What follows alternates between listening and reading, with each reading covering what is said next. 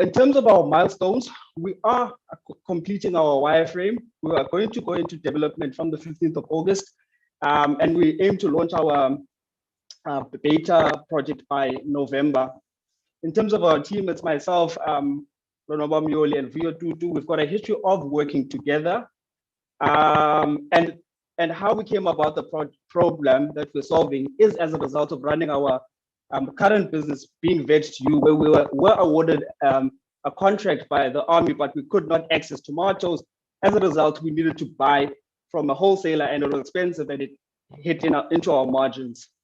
In terms of our advisors, we've got Corinne Clark, who's been allocated to us by SAB Foundation, and we've got Marlon Cronier, who's a buyer from Ready Fresh, a company responsible for buying on behalf of Freshline Spa in the Eastern Cape. Thank you. Talk about a very efficient timekeeper. Thank you for that, Mahlatsi. But nicely done, Nonwabo. Very nicely done. Let's give 2 minutes to our judges. The first judge, you're welcome to switch on your video and ask questions.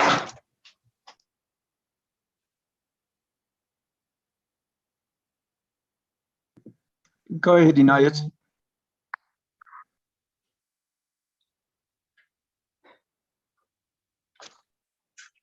You're on mute, Inayat.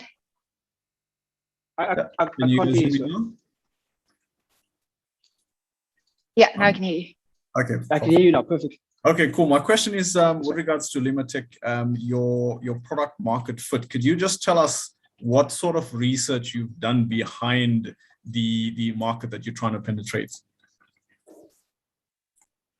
Okay, so behind the market that we're trying to penetrate, right? So as I had mentioned, because it's a marketplace, there's the input side and there's the output side, right? So with respect to the input, we've done research on farmers, right? And with respect to the farmers, we conducted research on how or what methods they use to, sort of distribute or sell their produce, and what sort of issues they were experiencing. Furthermore, due to that specific research, we also learned that we could, produce other tools as part of the application, especially on the back end. So you take, for instance, the one farmer mentioned that, they struggle as a small and medium scale farmer to, determine whether a specific crop would make money. So on the back end, in the price determination process, we aim at creating a tool similar to a statement of profit or loss, right? The farmer should, state, number one, this is how much produce they're going to make, right? And then through the AI built into the system, it should estimate based on weather, time of season, as to what the likelihood of success is for that specific crop. So if they planted 10,000 cabbages, 7,000 would likely to be successful. And then they are able to input whatever cost they had. And then let's say the price per cabbage is 8 Rand.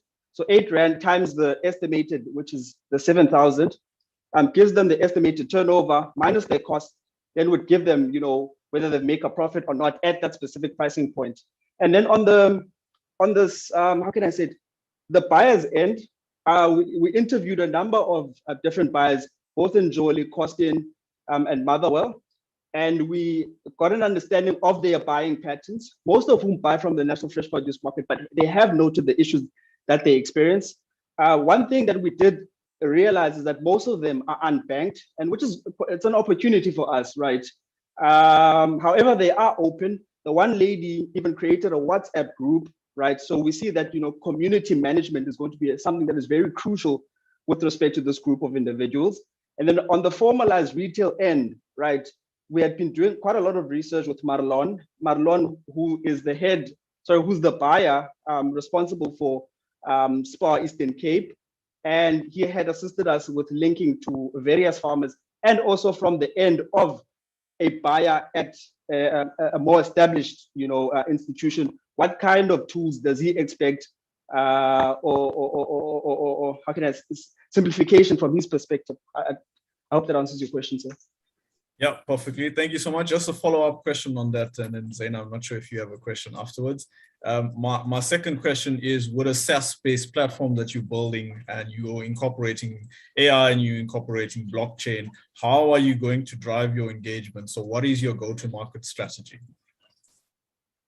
So in terms of, when we look at the formalized sector, right, Marlon uses a very paper-based system, right? He noted that this is very inefficient and takes quite a lot of his time. So what we aim to do, right, we aim to integrate the farmers that he is already working with in the Eastern Cape on a free trial basis for 5 months, right? So that the farmers can see the benefits of using the specific platform, right? And not charge any, transaction fees for that specific duration. Once, the trial period has ended and, the farmers have sort of seen the benefit to the specific product, then, we can then open up the features where we make revenue, which is the transaction fee.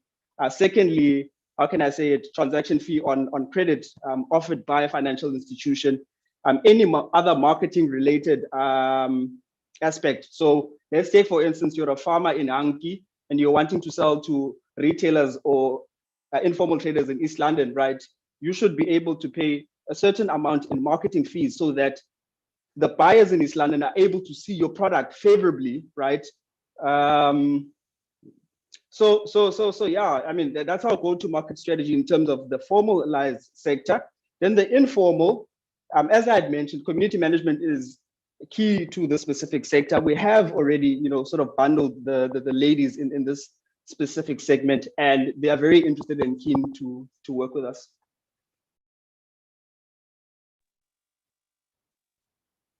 Thank you so much. Thank you. Okay, thanks. Let me go next. Just a quick comment on supply and demand, because you're simply an integrator, right? You're sitting in the middle. Yes, sir. You have a market out there, shops and retail stores, distributors.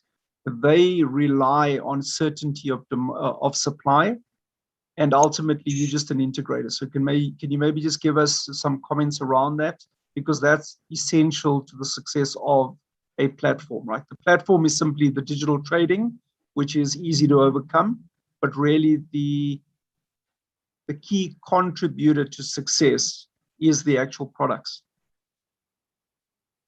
Yes, sir. And that's a key factor, and like security is also an important key factor. So how we aim to ensure consistency with respect to a product, right? Firstly, the app itself has a rating system, right? So the rating system informs the buyer, right? Whether this person is in the top 1% of sellers, right? Secondly, the seller's trade history. So in terms of the size of product that they've sold. So let's say, for instance, Marlon is looking for potatoes, right? And he relatively needs a large quantity. So not every farmer can meet that sort of quantity.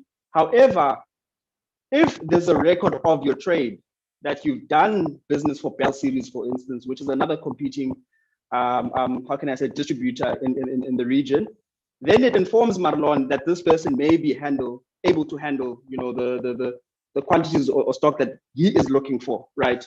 So it's a rating system. Secondly, history on the trades that the specific farmer has done. Then that gives the buyer ease of matter with respect to product that is that they may order in that sort of context.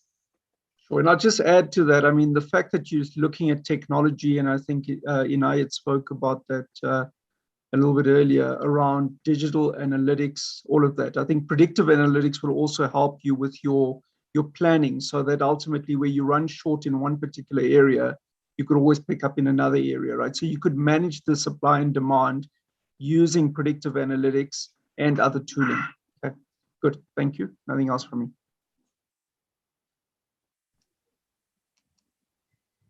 Thank you so much. Thank you, Lima Tech. And again, certainly looking forward to seeing what you guys are going to be showcasing into the South African market and beyond. Our third speaker will be Fortune Group. I believe Katleho is now online. Katleho, are you here? Mic check, 1 2 1 2.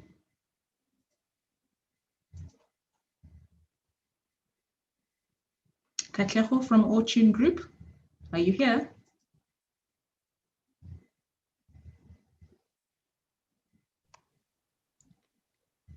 All right, let me ask one last time. He's sharing his screen right now, so maybe let's just give him, because can you see his screen? Yes, we can see a screen share, Fortune Group.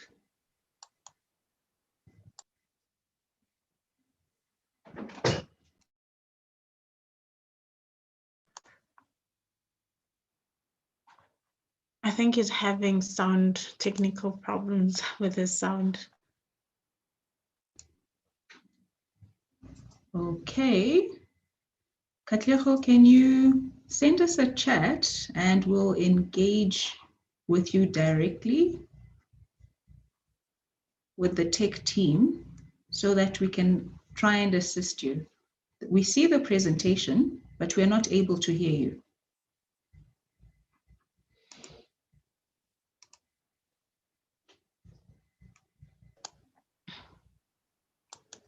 All right, let's move on to someone else, and then in the meantime, we'll just assist him with his technical.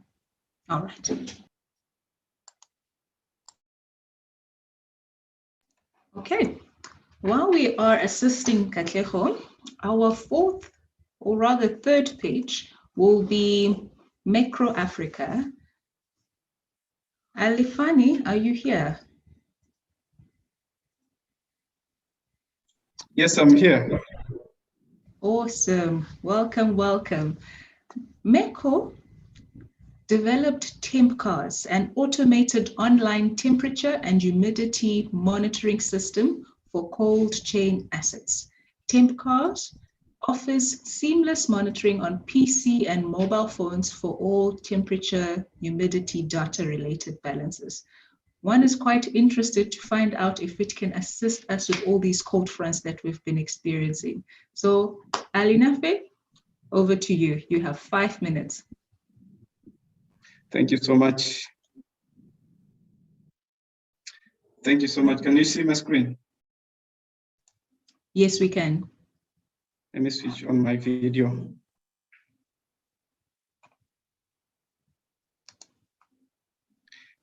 All right.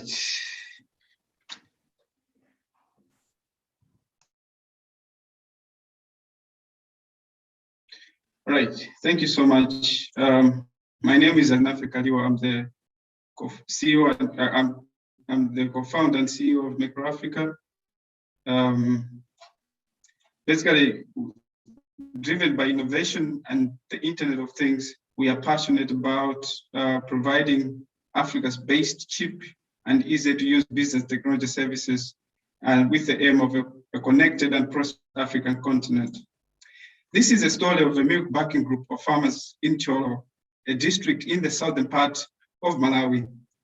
These farmers formed a cooperative to collectively sell their milk to Lilongwe Dairy Limited, which processes it into different products.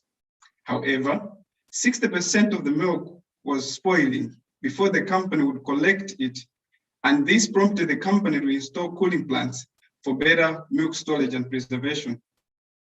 Nevertheless, about 300,000 liters of milk was still spoiling every month, mainly due to an unalerted performance of failures of the cooling plants. And this is just one of those examples of SMEs out there who are suffering losses due to inadequate and unalerted temperature monitoring. Temperature monitoring is very critical, not only to dairy industry, but across industries like grain storage, drugs, vaccines. We hear of COVID now. The vaccine has to be stored under some temperature, storage, and many more other industries. In Africa, more than 80% of the products and processes that we use and we consume are not adequately monitored. As a result, SMEs lose a lot of money due to the temperature-related product damages which end up damaging their products. Of course, food, drugs, vaccines also become toxic when exposed to unfavorable storage conditions, and this also poses a health hazard to the human beings. In a search for solutions, it was found out that many SMEs are were unable to use the existing technologies because they are relatively expensive for them. They are not user-friendly. They require special infrastructure, say maybe Wi-Fi or local area networks. And of course, some of them are also use case specific. This is where our team came up with TempClass, a relatively cheap, easy to use remote temperature monitoring system for cold chain management. The system has control units as the one which is I'm showing on the screen,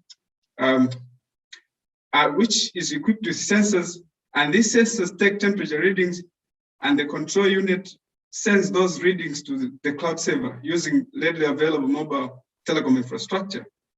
The user then accesses the data using a web-based interface or an Android application that they install on their phone and also on their PC. Alerts are also sent when the unfavorable condition is detected in their assets.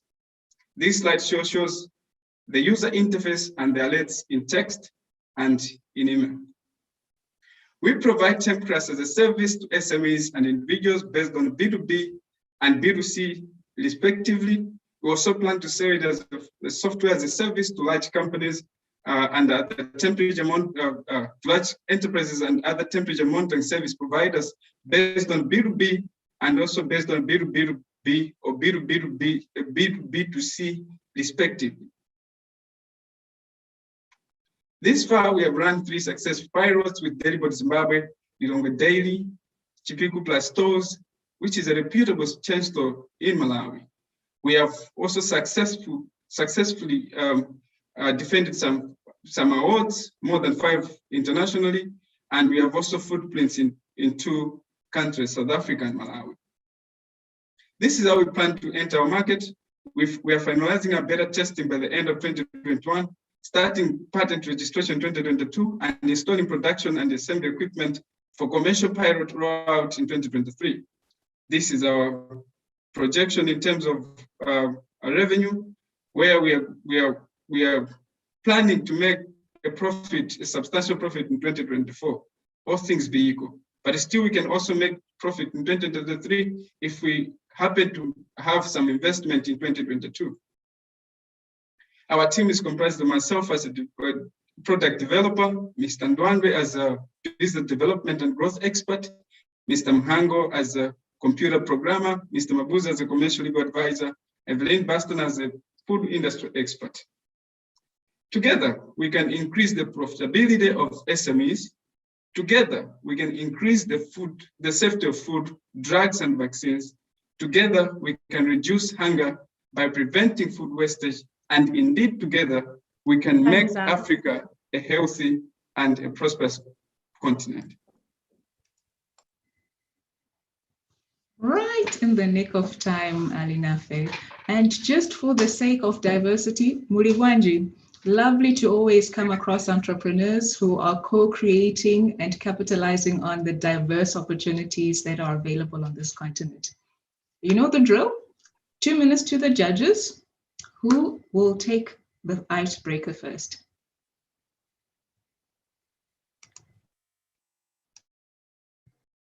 Okay, so I'm happy to go.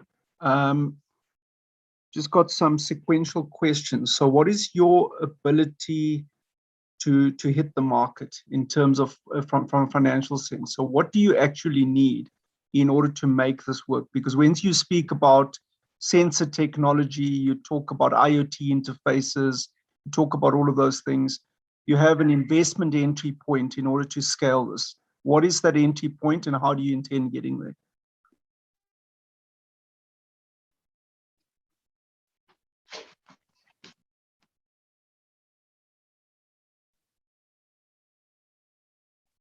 Sorry, I'm not getting you probably. Maybe my internet. Maybe if you could repeat the question. Sure. So there is a financial or an investment entry point in order to make this entire solution work. And I know you spoke about the pilots. But in order to get it to scale and to really make sure that it starts becoming a true business, you have a investment entry point. What is that investment entry point in order to start allowing scale to happen?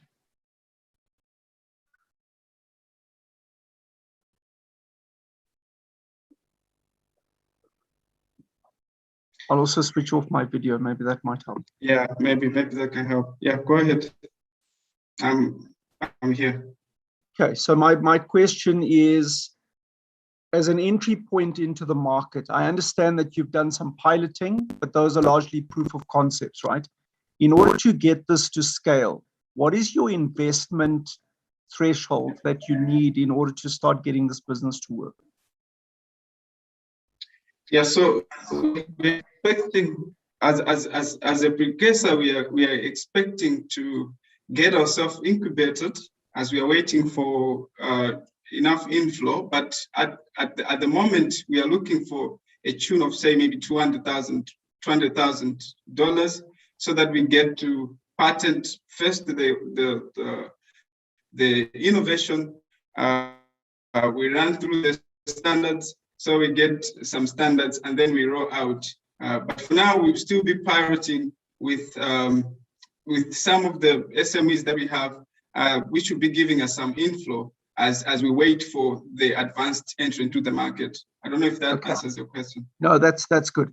And who is your core customer?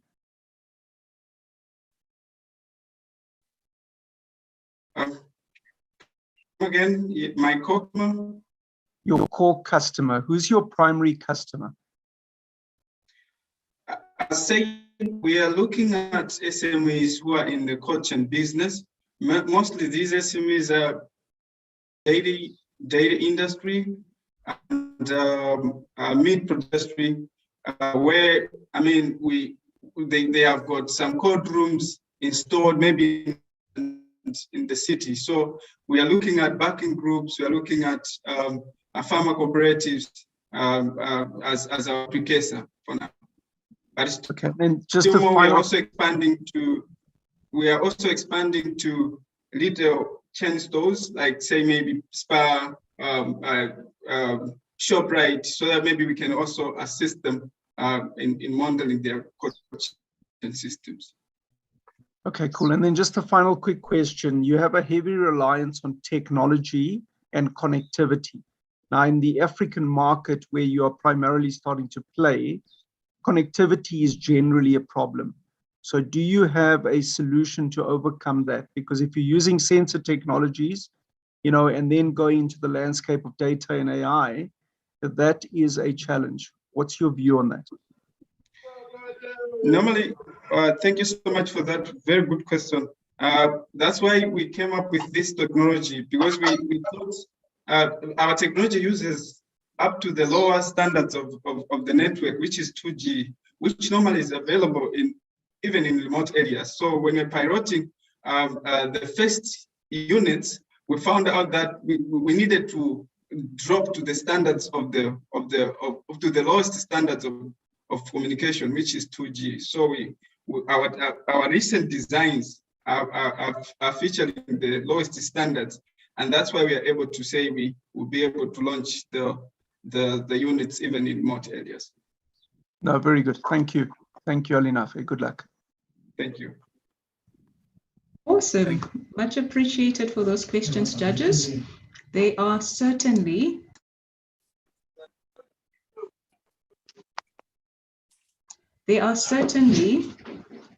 preparing all the pitches when we get to the global stage. Our next pitch is from Virtuvian Medical Diagnostics, who will be represented by Iftikhar. And their company aims to make diagnostic pathology more accessible using technology. Iftikhar, are you here? Yes, hi, can you guys hear me? Awesome, we can hear you. And do Just you have about to share my something screen. All right, great. And while you're sharing your screen, I'll just finish off this description. So through your low-cost digitization hardware and software, they enable digital pathology, allowing small labs in peripheral areas to provide high-quality diagnostic services to more people. we are certainly looking forward to hearing your pitch. You know the drill. Thanks. 5 minutes. Just let me know. Can you guys see my screen, right? Yes, we can. Okay, perfect. All right. All the best. Thanks. A month before my 30th birthday, I lost my grandmother to cancer. The sad truth is that she'd been going for scans for years, and for years, doctors found nothing. When she was finally diagnosed, it was too late. 70% of disease diagnoses are dependent on some type of diagnostic test. Core to diagnosis and treatment, access to accurate and efficient diagnostic pathology is essential to saving lives and achieving a healthy society. Unfortunately, if you live in Africa, the odds aren't in your favor. Imagine your diagnosis being decided by a coin toss. Well, this is a reality. In some forms of diagnostic, intra-expert variance can be as high as 80%. In fact, a coin toss will give you better odds. Structural inequalities and lack of resources often prevent access to even basic diagnostic tests and procedures. There's approximately 1 pathologist for every 1 million people in sub-Saharan Africa, and only 1 in 2 Africans are able to pay for these services without facing financial ruin. As a result, most people in the region are not able to access or afford adequate testing, and even when they can, delays, infrastructure challenges, and inaccurate tests often lead to questionable results and inappropriate or absent treatment. My grandmother was lucky to have access to the scan she needed. Unfortunately, she was unlucky with accuracy, but at least she had a chance. There are 3.5 billion people who don't.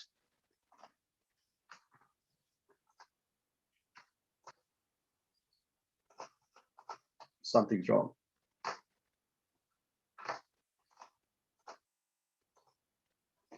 Technology holds a solution. At Virtuvian MD, our mission is to break down the barriers that prevent access to healthcare through our decentralized, artificial intelligence-powered medical diagnostic assistant designed for the unique challenges of emerging markets. Our low-cost solution consists of 3 key pillars. Our customized camera device that instantly digitizes any microscope enables digital telepathology and allows images and videos to be captured and streamed to any pathologist anywhere in the world. Our labeling platform allows annotated databases to be created, supporting custom AI development research and collaboration. Our analysis application suite, which is powered by our AI engine, analyzes these images to provide real-time decision support, optimizing workflow, increasing accuracy, reducing turnaround time, and scaling scarce human skills. Our cloud-based platform puts down geographical barriers to access, making high-quality, consistently accurate diagnostic intelligence available anywhere. We instantly transmit critical data, removing the cost and time delays of physical transportation that has a negative impact on diagnostic accuracy. By seamlessly fitting into existing operating procedures, we make adoption easy. No need for training, no need for costly integrations. While we focus on pathology, our technology can easily be applied to other industries such as water testing, mining, agriculture, and animal health. In each, allowing businesses to handle more cases with limited resources. To reach product market fit, the founders self-funded for 2 years and recently closing a seed round led by a Singaporean-based health tech venture firm. Our progress proves our investability. Pilots with major labs across multiple fields of diagnostics showing the scalability and robustness of our platform, demonstratable accuracy above 90% with a 10x reduction in analysis time, strategic medical partner that holds 25% market share in the private pathology space, our ability to integrate with third-party hardware, proving our flexibility to work with existing lab equipment, and progressing discussions with labs in Zimbabwe and Mozambique, and of course, our medical device license. Pathology is an ever-growing market, and as long as people age, as long as the population grows, our opportunity grows. Emerging markets alone process over 22 billion cases each year.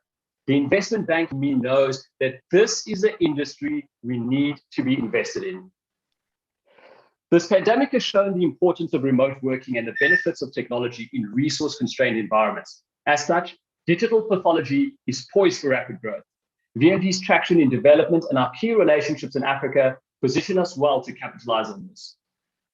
As we move toward growth, our business model based on a charge per scan allows costs to scale with volume, making our technology affordable to smaller labs. Our strong relationships with major medical distributors will help us grow into other African countries, and our ability to integrate with other hardware providers allows us to tap into their established supply chains. Given where we are, we project revenue to emerge in 6 months and thereafter expect growth to continue as we cross regulatory hurdles in different regions. United by a shared vision, the business is driven by an inventive, optimistic, highly talented team with expertise in business, AI, software, and biomedical engineering. These skills are supplemented by our strategic pathology partners who bring their expert medical knowledge to our development process. Virtuvian is poised for growth, but to fuel this, we're looking for industry players to pilot our product and partners to help lower the cost of delivering our technology to new markets. So join us, and together let's positively impact the lives of millions. Join us, and together let's make accessibility a reality. Thanks. Wow, very interesting. I almost want to say, yes, I want to be part of this revolution. I've learned quite a bit and have a few pointers. Yeah. Yes, so certainly a few pointers to read about over the course of the weekend. Judges, who will take the first stab? And let's aim to keep it to 2 questions so that we can keep to time. I don't mind jumping in first. So I just wanted to ask, so you mentioned the pilot phase there. Have you identified a pilot that you'd like to roll out, and what does that plan look like for you? So we're already rolling out pilots. So the first pilot that we have is in histopathology. So that's in skin detection, where we look at abnormal versus normal. And over there, we're doing load balancing. So you're getting a whole lot of cases coming into the lab. And instead of a pathologist, is very expensive per hourly basis, looking through all different cases, 80% of them not actually being critical, we pre-filter this normal, abnormal, and then, the abnormal cases, which are actually more serious, will go to the pathologist first, and then, the rest get processed. So that's already live. We've got a pilot in hematology, so that's in differential cell counts, and one now that we've kicked off in andrology, so that's in analyzing sperm cells for animal motility. Great, thanks. Cool. Thanks very much for a fascinating presentation. I think there's great amounts of benefit through digital transformation. In terms of your key customers, is that primarily the labs, and they have the affordability to be able to give you an uptake of this proposition? That's right. So our key clients would be labs, but it's actually anywhere where there's diagnostic testing happening. So it would be labs, it would be clinics, like mobile clinics as well. It will be some hospital groups, but wherever there's a lab environment, somebody's looking down a microscope to make an inference. We've recently been chatting to people from the veterinary space, where they were talking about vets having to carry microscopes, etc., and go in field. So bottom line, wherever there's a microscope being used and somebody's looking down it to decide something, that's our target market, and that's why it's beyond pathology. If we look at it, and water testing, mining, agriculture, all of that falls in the same realm. And the ultimate benefit for them is that as opposed to traditional lab testing, this gives them cost optimization together with a whole lot of data insights, which they ordinarily wouldn't have. Am I right in assuming that? Okay, that's right. But there's additional benefits to that. So cost and optimization are important, but there's a big problem in Africa, and that's being skill shortage. So what we actually do is we're saying you've got a limited number of people, 1 to 1 million, let's say the pathology space, 1 pathologist to 1 million people. Now you have to serve those people. So what our technology allows you to do is take lower skilled staff, but overlay the intelligence that we've encoded here, that's of the skilled pathologist, and allow you to still facilitate the same level of diagnosis and produce that level of accuracy out into the market. So that's also a really big thing there. It's this bridge, and we're filling this gap where there's a shortage of skills and making it available in hard to reach, more remote areas. Thank you. Great. Thank you once again for that pitch. And moving on to our next pitch. Elucidate artificial intelligence. And this is going to be presented by Diagnostics Ferios. Are you here, Diagnostics?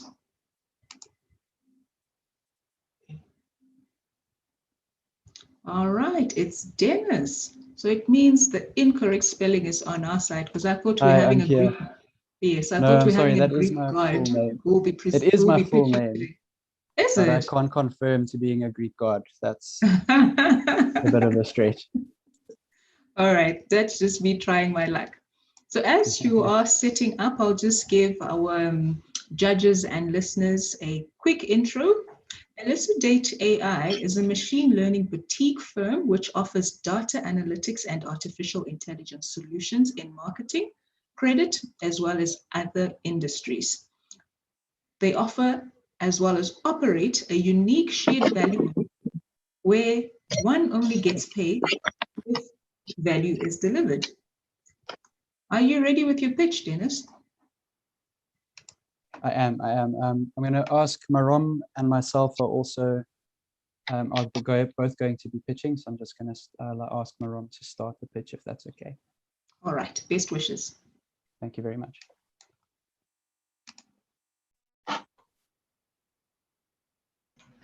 Hi, everyone. Can you hear me? Perfect. Firstly, I just wanted to say that I'm honored to be here and I've gotten so far in the process. My name is Marom. I founded Elucidate just under 2 years ago. I won't hop on. I just want to hand over to my colleague Dennis, who's just going to introduce himself and tell you a little bit about Elucidate, and I'll talk to you a bit later. Sorry, everyone. So I'm a data specialist at Elucidate. I'm a chemical engineer by trade, but I moved into AI because I believe that we are at the pinnacle of our capacity for problem solving when we work with artificial intelligence, which is what we do at Elucidate. We are a predictive analytics solution provider operating mainly in credit, marketing, and call center spaces. And effectively, we design solutions for businesses and organizations to help them make better decisions. And it is this focus on decision-making that differentiates us from other firms. But before I get into the details of exactly what we do, I just want to spend a bit of time to talk about what AI is and how it can add benefit to a modern company. So on a high level, artificial intelligence deals with the design of intelligent systems that learn and improve with experience. Common examples of this are things like Siri and Google Maps that get better the more times you use them. Now, large modern companies have become increasingly more complex. And since everything is becoming digitized, these companies are generating an astronomical amount of data. For example, say you have 50 customers. If you run a good operation, then you probably know all of these customers intimately, and you're capable of anticipating all of their needs. If you have 100 customers, this is still possible, but becomes increasingly more difficult. But this becomes impossible when we move into the thousands or hundreds of thousands of customers. And at that point, human knowledge becomes, our capacity to deal with that depth of knowledge deteriorates, and our decision-making also deteriorates. But the beauty of AI is that it works in exactly the opposite way. As these data volumes grow, AI's decision-making gets better. And that is where AI can add serious value. And so as long as these data volumes grow, the potential for companies like us to grow in market value also increases, because we leverage this data to generate value by focusing on decision-making. And by virtue of this data, every company is an AI company. And how are we changing lives with AI? So Marom will focus on more specific use cases of this, but generally our solutions focus on the improvement of financial inclusion and access to opportunities for more people and businesses. So over to you, Marom. Thanks, Dennis. We've selected some examples. So the first one is Advantage. It's an international microlender who gives several 100,000 loans per day. And they had a team of credit analysts making those decisions through a rules-based system. What we've done is we've worked a machine learning solution, which is based on a series of algorithms that make decisions in real time on who to extend airtime loans to and who not to. And the end result, in short, was that more advances were granted with lower bad debt, and which of course results in higher profit. But I think this also speaks to Dennis's financial inclusion point, that it helps extend credit to more people. And we've replicated this sort of things across other industries, SME finance, and open banking. The next example, very different, Australia Awards. That's an initiative run by the Australian government to grant scholarships to promising leaders. Basically, they have essays that get submitted in answers to questions, and it's very hard to automate and manually review all of these. So we created a system that will almost literally understand the language, understand the essays, and predict which are likely to be good applications. And it saved immense amounts of time for their staff. The next thing is our customers absolutely love us. In just under 2 years, we've managed to be the top ranked AI consultancy on G2, popular review site. And we've actually only grown by referral. We've never done any bit of marketing. Our executive team, so I've already introduced myself, but Mark Holly and Michael Raffi, who are listening, are pioneers in the financial industry, in the technology industry, and they've scaled and built multiple businesses, and we're very lucky to have them on board. Lastly, and most importantly, I think the main reason I think we've had any bit of success is that our team is pretty unbelievable. My goal when I started the company was to be the dumbest person in the company, and that's something I think I've achieved really well. We've actually realized we have more cum laude graduates than non-cum laude graduates in the company, which I think is pretty unique. And just to end off, I'd like to thank the team for their amazing work, and they're the reason we have. And looking forward to the questions. Awesome. Thank you so much for ending on that really entertaining note. Yeah, let me hold my tongue. Judges, who will take the first stab? Let me take the first stab, if that's okay. Marum, Dennis, a great presentation to you and the team.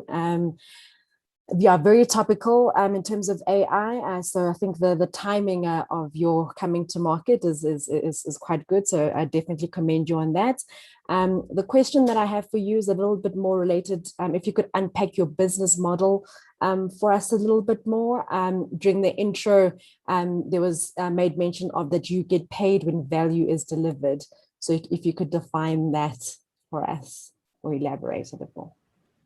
Absolutely. Would have loved to mention in the presentation, just ran out of time. And I see you guys are pretty strict. So just to answer that, we have our value is a shared value model where we're quite entrepreneurial. We'll often take projects on risk where we say, if it doesn't work, don't pay us. And often we take part in the upside where we'll do some sort of revenue share, which when you're partnering with a big company allows us to kind of like leverage their existing huge customer base to kind of grow very quickly. And we've built quite a lot of IP. So every time we develop a solution, the next one we build like takes significantly shorter. So that's part of the scaling part of the business. Great, thank you. That's all from my side. Okay, so thanks very much. Insightful presentation. Just want to understand your differentiators from a market that is now starting to really take off. There are many, many players, even though there's a scarcity of skills in this market around the AI data space. So which sort of sectors do you see yourself leaning more towards, and where do you see your differentiator coming from? Sure. So there's two questions there. I'm going to try and unpack each one. So firstly, in terms of sectors we've currently targeted, so financial services, we do a fortune in. We power about $1 million in decisions a day. And doing quite a bit in marketing and call centers, like those two things, like customer experience-based stuff, which is, I know it's very different, but it's sort of, it seems to just really work for us. We power about 2 million decisions there a day. Sorry, I'm just trying to think come back to your other question. So I think our main differentiator is best explained through an example, actually. We've gone head to head for some of our customers with actual like control groups and whatever with high-flying Silicon Valley based customers who've raised like $40, $100 million, whatever it is. And we've beat them like repeatedly. I think it's hard to say what the secret sauce is. My feeling is that it's the team and the culture that we've built. It's like very big on experimentation and learning and trying everything. And I think it shows. We've never lost in a head-to-head competition. So I think by example, it kind of shows where our edge is. No, that's great. And a lot of your product set or your methodology is replicable, right? I think that's an important point just to double check. Yeah, absolutely. And also just to mention, I think I look at us as also like kind of an incubator of ideas. We've spun off other businesses in the past, like a year and a bit, that have really scaled amazingly. So what we're doing, it seems to be working. Good, thank you. Well done. Thank you.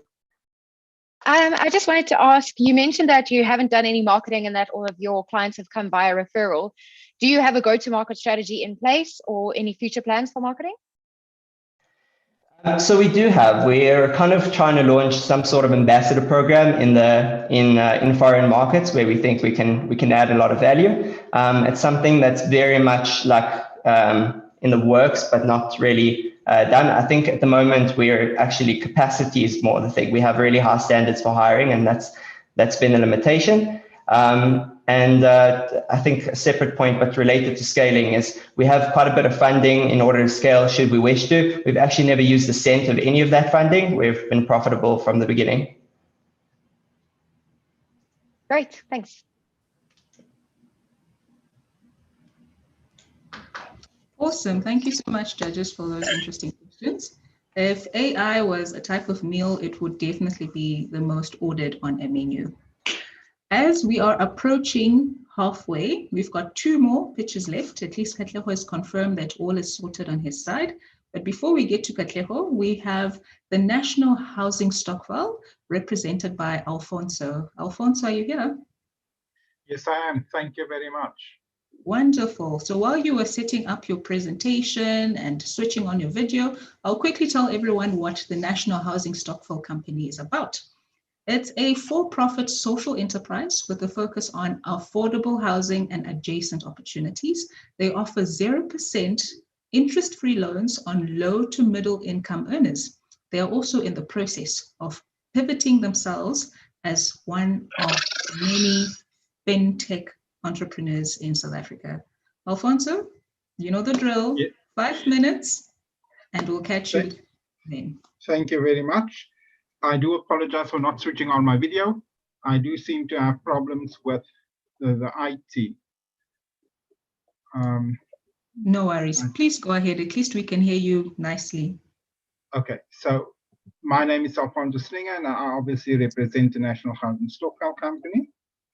Now, our story is founded in our why. Now, why the 0% interest? Now, we believe that everyone has the right to own a home. We also believe that the home is a foundational building block of wealth. We believe in a fairer, more humane way of housing people. And we have a desire to see successful, thriving communities. And we believe that our recipe for success is in our human-centeredness. In terms of market size, South Africa alone has a housing backlog of more than 2 million units, estimated at more than 800 billion.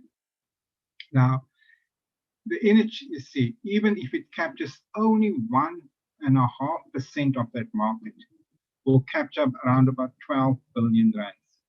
Now, the company has a goal of developing more than 100,000 units by 2030. Social housing is also a very key contributor towards the company's bottom line, and we have a target of 6,000 social housing units. Now, rapid urbanization, rising house prices, lack of housing, rental stock, as well as rental fuels add all to the housing crisis. Now, the 3 main stumbling blocks for most people are affordability, adverse credit rating, and lack of collateral. Less than 40% of home loans for those earning less than 15,000 rands per month do get approved. And more than 32% of those mortgage applications are rejected due to adverse credit ratings. Also, in terms of the world market, is an estimated backlog is standing at 17 trillion US dollars. Now, via our share option scheme, we offer rent to buy installments, affordable rentals. We want to build more affordable housing. how it works. A client will log onto the website, will register, choose the product, and begin the monthly debit. We invest that money. After a period of time, the client will request an allocation. The company will buy the house after appropriating the shares, and then the client repays us over a period of 15 years at 0%. Now, our business model, we think of it as more as like a lodge, because we are a membership-based or profit social enterprise. We are also subscription-based. We have mixed revenue in terms of rentals as well as the housing developments. Our target is to secure more than 80,000 customers. We also, through our rent-to-own scheme, we believe that we would be able to increase home ownership for as little as 1,945 rand per month. And there's myself. I'm also aided by Chris and Zama, and we're also in the process of going and hiring more people. The ask for us, of course, is we're seeking 25 million to scale optimally, and that is for offers, the redesign of the website, FSP, as well as the marketing, telephony, and ensuring that we have sufficient working capital to do and achieve what we want to achieve. So thank you very much, people. Are there any questions? Nicely done, Alfonso. And in a space of 4 minutes and 30 seconds, which means an extra 30 seconds to the judges for their Q&A.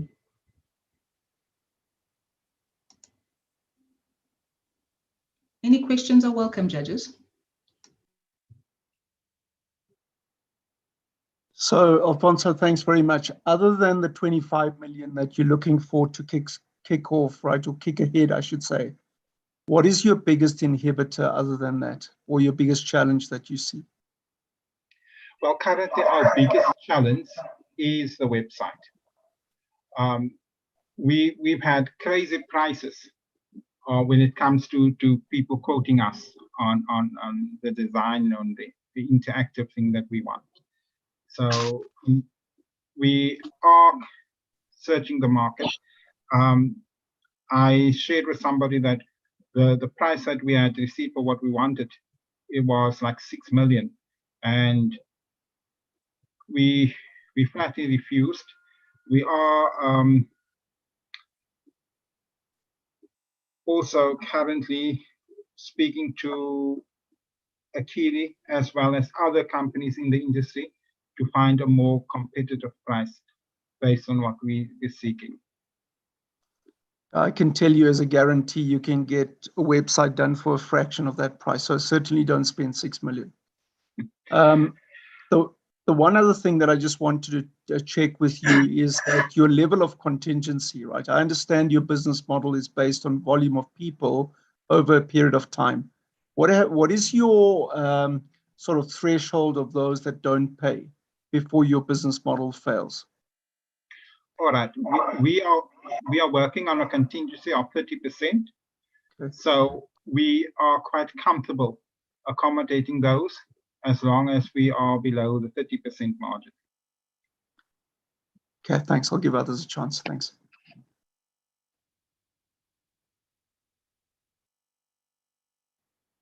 All right, I suppose we don't have another question pending. Judges, everything all good? Okay. Can I ask one more question because we have the time?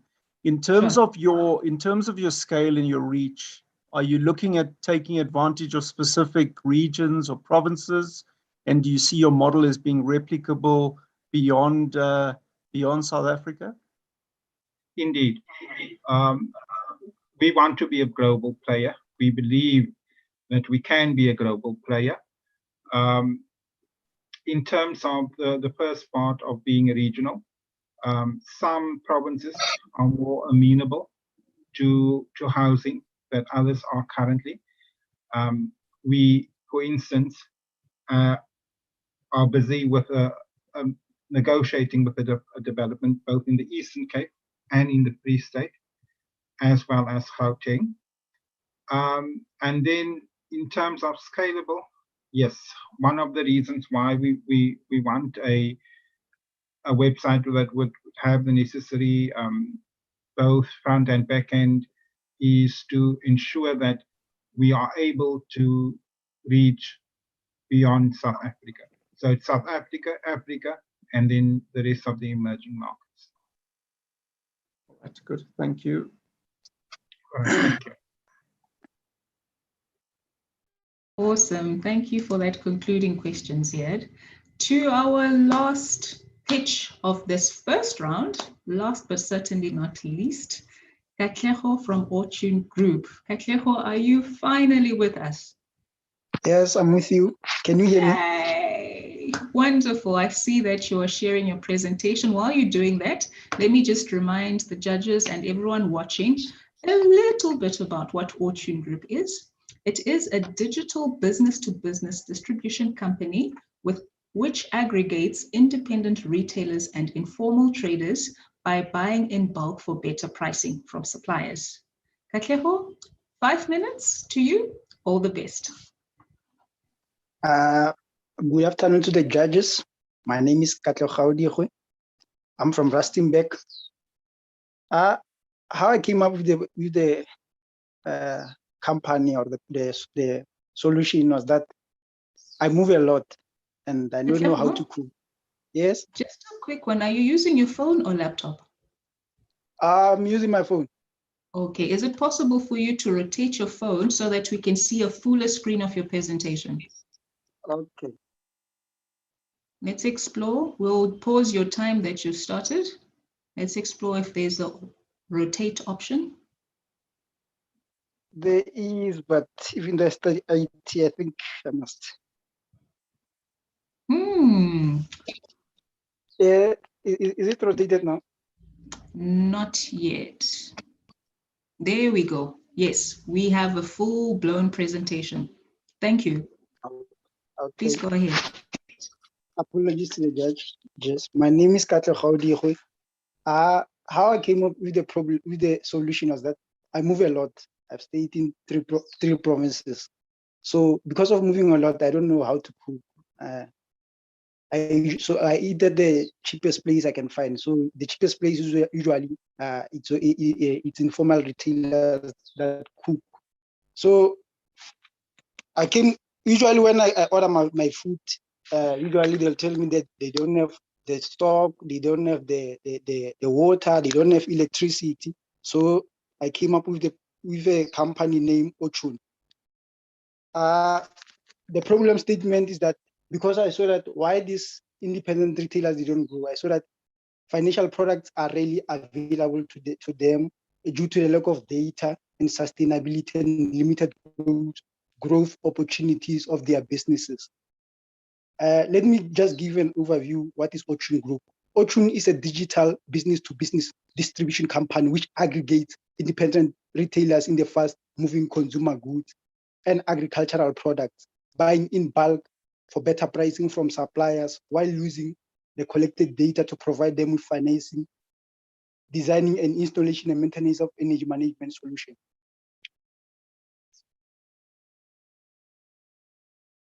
Our market analysis is that the World Bank forecast that by 2030, the food market will grow to be 1 trillion industry. On the number of shops in that space, that 90% economies come through informal channels such as kiosks. The IFC estimate that South Africa MSME credit gap to be $30 billion.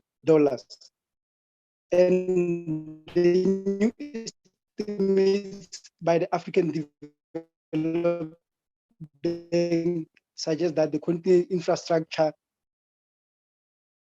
needs amount to 130 to 170 billion dollars a year, because these independent retailers like where they sell, they struggle with people don't have electricity. in a population of billion people.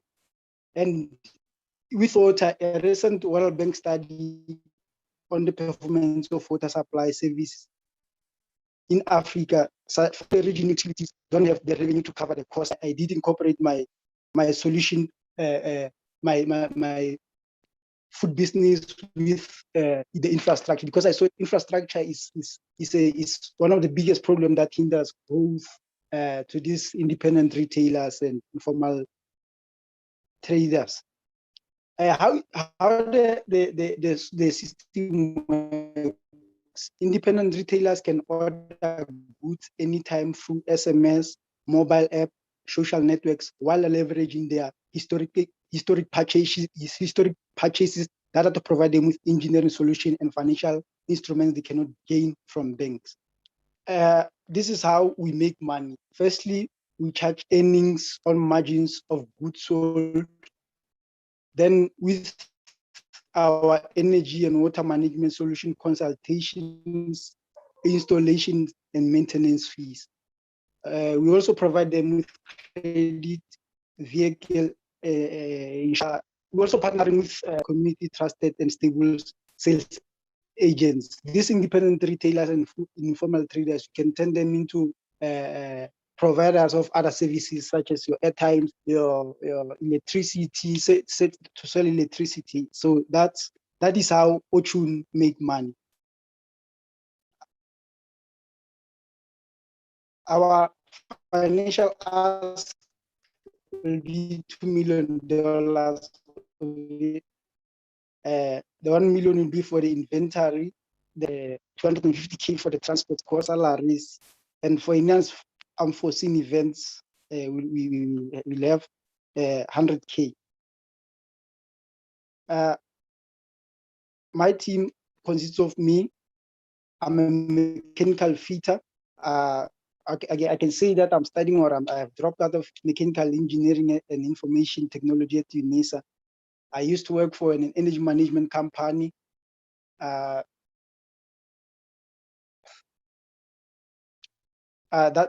think that will be all. I don't know if the judges have a question for me. Thank you.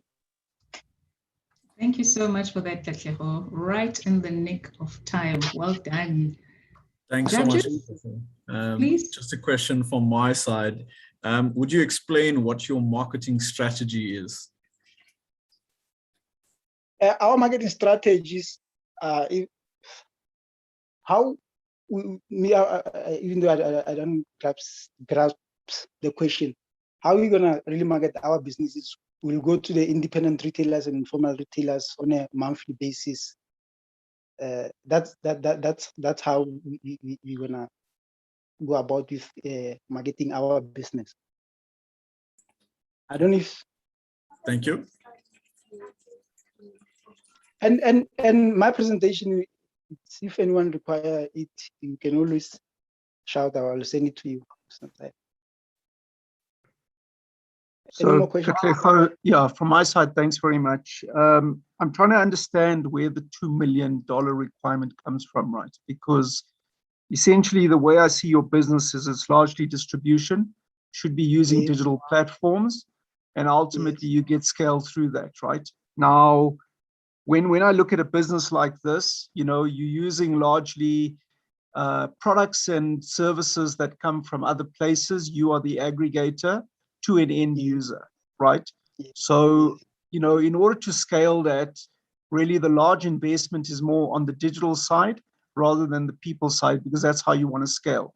So that's the first point, right? And then the second point that I'm trying to understand is at what point in time does this business start becoming self-sustainable? So maybe if you could just give me some comments around that, that will help me. How do we become sustainable? Yeah, how do you become self-sustainable? How do you start making your own money where your profit line starts paying for your own expenses without somebody giving you capital funding all the time? Okay, thank you for that question. I think because the reason also I went to this business is that it is not a complicated business. So I think just after we have our inventory, then we can start generating our own revenue. And I don't know if that answers your questions. Are you still there? Yeah, so maybe let me try and see if I can simplify the question a bit more, right? And tell me if you get it. What I'm asking is that once you start your business, it's going to take you maybe 6 months before the business actually starts running, as an example, right? Yes. And is it going to be at sort of 6 months when you no longer need to keep putting money in, or is it going to be at 12 months? Have you done that piece of work to try and understand where your profit flows come from and when you are able to now really the business start looking after itself? Well, my prediction will be within a year's time from now. That I think that's more reasonable. And okay, thank you. Thank you. Awesome. Thank you once again, Katlego, for concluding the first part of the pitches. Right now, I'll just ask everyone to switch on their videos and take a good stretch. Let's ensure that indeed we're taking a good stretch. Please switch on your videos. It would be nice to see faces before we get into an exciting part where my colleague Paulie will be addressing us shortly. Yep, stretch those arms. We're still together. We're still listening to one another. There we go. There we go. Oh, I'm loving the smiles, the backgrounds. There we go. Wonderful stuff, guys. Wonderful. So keep those smiles going. If you need to quickly grab a cup of tea, a glass of water, please do, because in the next 30 seconds, I will be welcoming my colleague, Paulie Sachs, who is the Gen Global Startup Program Manager. And we'll get to hear a lot more about what is this institution called Gen and what are they doing within the space of entrepreneurship. So actually now it's up 20 seconds because I've spent 10 seconds talking. So 20 seconds, ladies and gentlemen, grab that thing that you want to drink, even if it is within level 3 restrictions.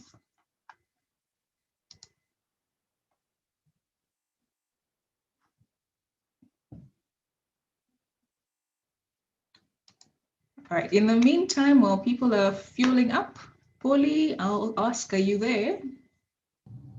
Yes. There we go. Hi, Paulie. How are you doing on your end? I'm well. It's 7:45 in the morning for me, and I woke up at 6.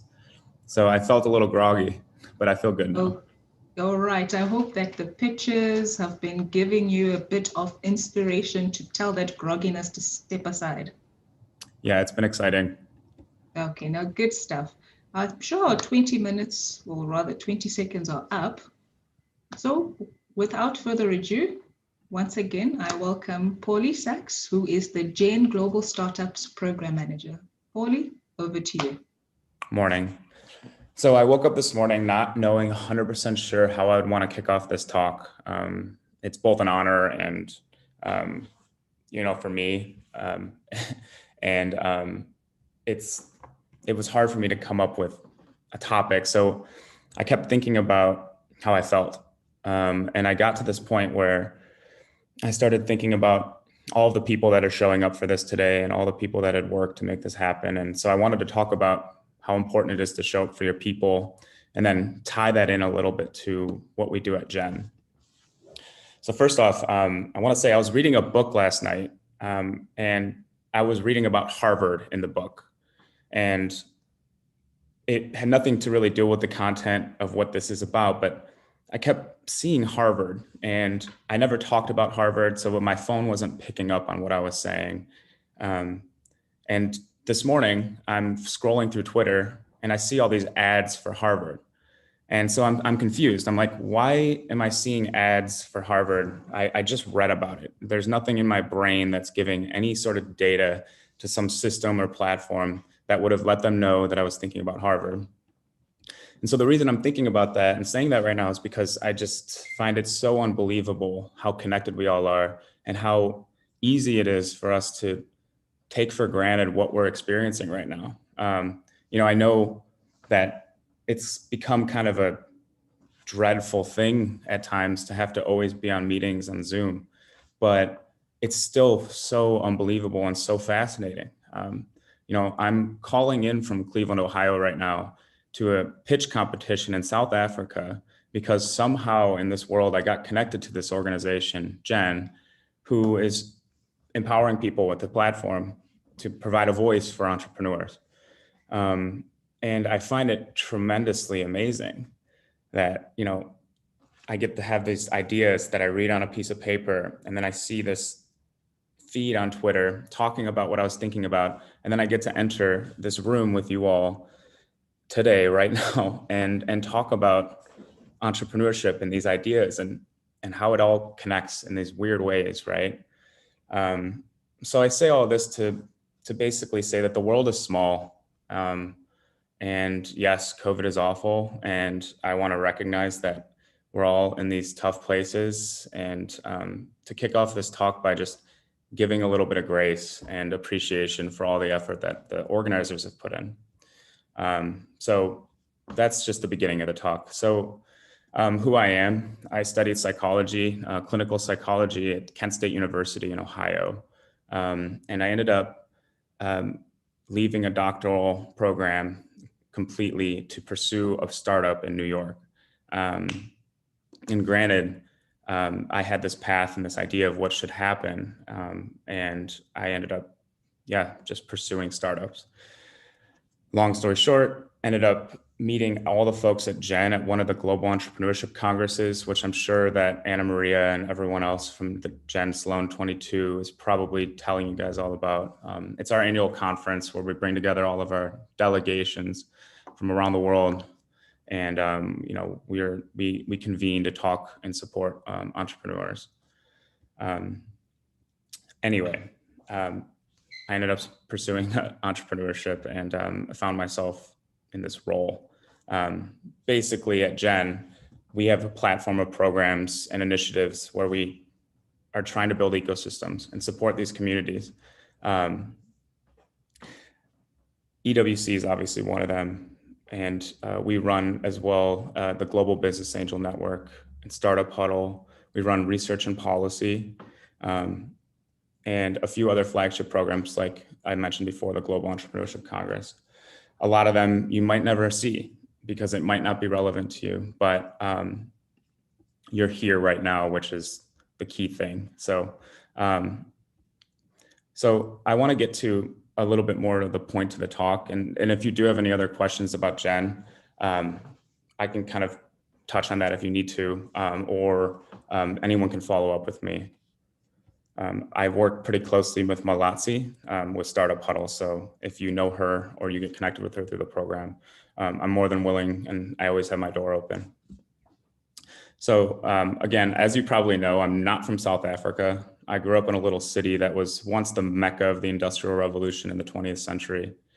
We were known for innovation in steel and manufacturing, electricity and lights and chemicals and cars. Great minds came here and built some of the largest companies that the world has ever seen. But by the time I was born, 50% of the people had left the city. And by the way, I'm talking about Cleveland, Ohio, which is this beautiful background that you see. What was left of the city once everyone moved away because all the industrial companies had to leave were empty buildings and resilient people who had learned the value of what they had because they had extreme sense of loss. The sense of loss is where I found my courage to pursue entrepreneurship, which kind of gets to my story from before. It gave me a sense of courage to do everything in my power to light up the path for those who may never have had the opportunity to get a glimpse of what's on the other side. And I believe a lot of us feel the same, and that we pursue these endeavors, every single person pitching here today, no matter how tough they get, because we have a vision for this world. You know, I'm saying this because every person up here is putting themselves in a vulnerable position, and everyone who is supporting this competition is doing hard work that is sometimes a thankless job. So, you know, I'm saying that because I think it's important for us to recognize that. So I believe that we all deserve to see our vision through. Each person on the stage, regardless if you're successful with the endeavor that you're in right now or not, deserves to see a vision that they see for themselves and a dream that they have. They deserve to find out and see what that's like, right? I think we all deserve that. And that's the point of my talk, which is to discuss what I believe is the key ingredient to being successful as an entrepreneur and as a person in general. It's the importance of showing up for yourself and your people, getting out of bed despite all of your grief and frustration and loss, finding some way of humbling yourself and showing up for the work that today demands of you. Smiling and respecting those in your community, helping your team solve their problems and do the best work they can possibly manage today, right now. Showing up for yourself and your people will require you to be vulnerable, stay up late, wake up early. I woke up at 5 this morning. I know how hard it is sometimes to balance these time zone differences or just show up for work. So at Gen, I've found a different perspective on entrepreneurship, one that is more accepting and tolerant of the entrepreneurial journey, the thing that you're all going through right now. I don't know if people who don't pursue entrepreneurship, people who can't think of the difficulties we face trying to build products, talk to customers, raise money, I don't think they'll ever be able to comprehend what those struggles are. And so when you watch people go through this journey in every corner of the universe, you see that there's no way to make it easier. You know, at Gen, I've had the chance to see every single, like, I think probably 140 different companies pitching, people working and trying to support entrepreneurs. The path is the same. There is no easy way to do it. And when I see that, it humbles me. You know, when I see someone, you know, facing a challenge or not able to figure out how to build this thing right or wanting to give up, it humbles me. And I want everyone else who's in that situation to feel humbled as well, because it's not supposed to be easy. But again, the point of the talk, it's to say the one thing you can do is to show up for your people and show up for yourself. You know, even if you still have grief or you feel frustrated today, or maybe you don't win or things don't go well in the next 1, 2, 3, 4, 5 years, just remember that you can still show up for your people and show up for yourself. And if you keep doing that, things will work out well. You just can't give up. So I'm not giving this talk as some inspiring, motivational speaker. I'm not that. But I wanted to say that in the context of what's happening at the EWC, because I know how tough this new type of programming is and how tough it is to get up out of your bed and not be able to see people eye to eye and be in that normal space that you're used to. I wanted to say that to give you some comfort, not inspire you, not motivate you. I'm not an expert, but I just wanted to provide a sense of comfort and to know and to let you know that Jen is here to support you, and I am as well. So in the face of all the obstacles and hardships you'll face on this journey, remember everyone who came before you, all those people who got out of bed, even though they really just wanted to sleep, and just remember them and do what you can for your community. Thanks.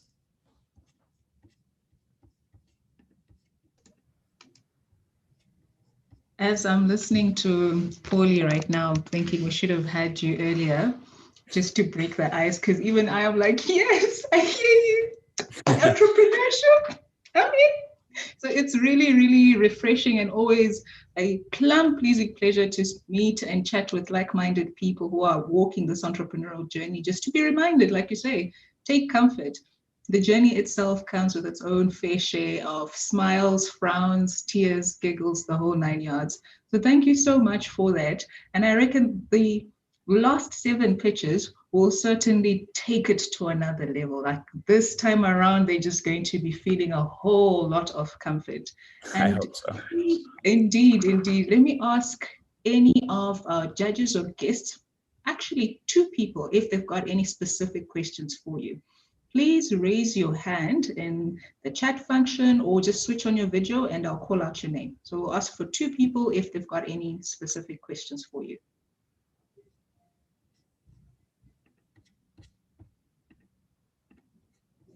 Going once, going twice. Ziad has switched on his video, so I'm going to assume he has a question. Yeah, thanks. It's easier to switch on the video than to find the place to put up the hand. So just a quick one. But thank you for the simple message, but very powerful message. I think a lot of people would warm to what you said, you know, and really appreciate you sharing that sentiment. So thank you. That's all I want to say. I echo your sentiment and I appreciate it. Thanks. Yeah, I had to be vulnerable this morning. It was no, it's completely fantastic. Fantastic because it's authentic, right? And I think that's what the world needs. So well done. Thank you. Thank you. Oh, that is lovely, Ziad. Authenticity. Right. With that in mind, ladies and gentlemen, we have 7 more pitches to go.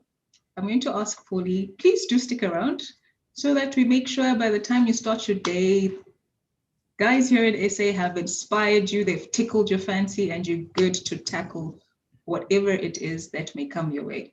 All good? Yeah, I'm going to join from my phone. I still have to make coffee. All right, then. Thanks again, Paulie. Much appreciated. Thank you. Best of luck. Great. Our first pitch in this second round is from DefTouch, and DefTouch will be presented by Claiborne Appis. Claiborne, are you there?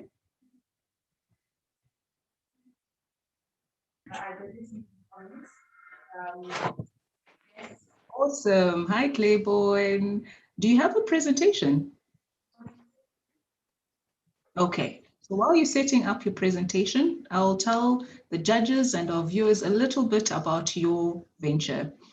DefTouch has a key focus on connecting the world to the deaf through their accessible communication solutions. And these solutions enable effective and efficiency between the deaf as well as the blind and organizations such as governments and private businesses that empower diversity. In essence, language no longer has barriers based on the products DefTouch is creating. Claiborne, you know the drill. 5 minutes to you and 2 minutes to the judges. All the best, eh?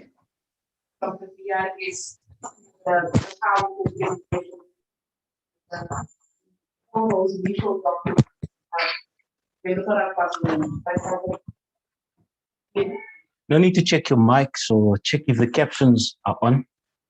What you just experienced was a few seconds in the life of a deaf individual, having a language but no platform. Having spent 16 years of my life in call centers working for the leading insurance companies in South Africa, servicing both local and international markets, whenever confronted with having to assist a deaf client, there just was no efficient way to do so because no effective platform existed until now. What normally would take 30 minutes to transact as a phone call actually became a 3 to 5 day ordeal. This gave birth to our vision and purpose, which is to connect the world to the deaf using our accessible communication solutions, which enable organizations to better communicate with the deaf as well as the blind end user while assisting with diversity, equity, and inclusion. My name is Claiborne Appis, the founder and managing director of DefTouch. The problem we're solving is quite simple. Have you ever asked yourself, how does a deaf person contact 10-111? Well, for more than 4 million South Africans, this will never be a possibility simply because call centers do not have a plausible communication solutions to do so. Keeping in mind that according to HubSpot, more than 90% of people still prefer to speak to live customer service agents. The solution is quite simple. Speak sign language. And how we assist organizations to do so is through video relay services, video remote interpretation, as well as deaf-to-deaf call center functionality, which is just a few of the products in our suite, enabled by our award-winning software called Solves. Solves is a software-based voice, video, and text call distribution system and forms the backbone of DefTouch's technology. It is fully customizable, scalable, and reachable from most video endpoints in use today, including our very own apps launched through iOS or available on Android, as well as laptop and web RTC. We are a B2B and B2G business model. And through the sales of our software, we assist organizations to increase their brand reputation, access new markets, improve ESG scorecards, increase BEE points, preferential procurement, deliver services to the deaf, and most importantly and close to our heart, assist with a high unemployment rate that the deaf experience, which currently sits at 75%. Our competitive advantage lies in our software. And our software, in fact, adds great value to existing platforms in that we've solved the complexity that sign language brings to the equation, creating a more comprehensive communication environment. In fact, our competitors now become our customers. In South Africa alone, there are over 1,900 call centers, keeping in mind that more than 4 million deaf South Africans currently cannot access services. Very important to note, though, is that South African call centers contribute over 53 billion in annual GDP. Globally, there are more than 460 million deaf people, and call centers generate over $400 billion in call center revenue. Our traction has brought us to a point where our MVP is now ready to go to market. Existing projects with Modern Centric, Basic Department of Education, as well as the State's Information and Technology Agency will see us roll out into various government departments and help the deaf access services. The partners that has made this MVP possible include Innovation Hub, Think Room, 22 Sloan, InnoEcos, which is a Chinese-based innovation company, deaf empowerment firm, as well as SME.Tex. Our MVP has also received great recognition, and we currently hold or boast in being voted by Fast Company SA as one of the most innovative companies in South Africa for 2021. Furthermore, GEP, GovTech, as well as EY has recognized our software. And we are also set to expand into the national waters, or international waters rather, through Dongqing International Incubator, the Embassy of France, as well as Digital Africa, to see us able to take the software into China, France, the Nordic regions of Europe, as well as the rest of Africa, not forgetting India. This traction has been possible through an amazing team with a combined experience of 70 years in various fields, including marketing, finance, technology, PR and communications, as well as administration and call center operations. And we also both were the world's first chief spiritual officer responsible for spiritual strategy and alignment. We are looking for access to markets, a telecommunications partner, a private sector partner to demo our software with, as well as 3 million rand in funding to take us to market. So at DeafTouch, we believe that we can give a voice to the deaf and give others the tools to listen. So now you can rest assured that a deaf person can call 10-111. Thank you.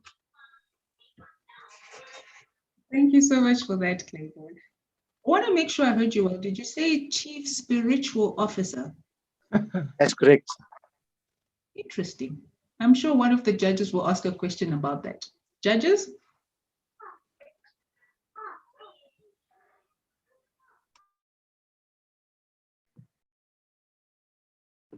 So Claiborne, it's Ziad here. Hi Ziad, how are you? Hi, well, and you? Firstly, well done. I think it's certainly a very touching presentation, because I think often in society you forget about marginalized communities. So I think the fact that you guys consider that and you're looking to bridge, you know, the digital world to communities that are left behind is really a touching thing. So firstly, congratulations and well done on that thought leadership. In terms of the traditional space, I just want to understand, do current call centers use voice to text? Is that how they generally communicate? And what is the current bridging divide? I'm trying to understand where you're trying to jump from to where you're trying to jump to. Okay, so thank you. Very, very good question. At the moment, IVRs just offer speech only at present. So in call centers, everything is speech-based. Because there is no video interaction, there's also no transfer from speech to text. And that is also where we bridge the gap. That's one of the areas that we do cover.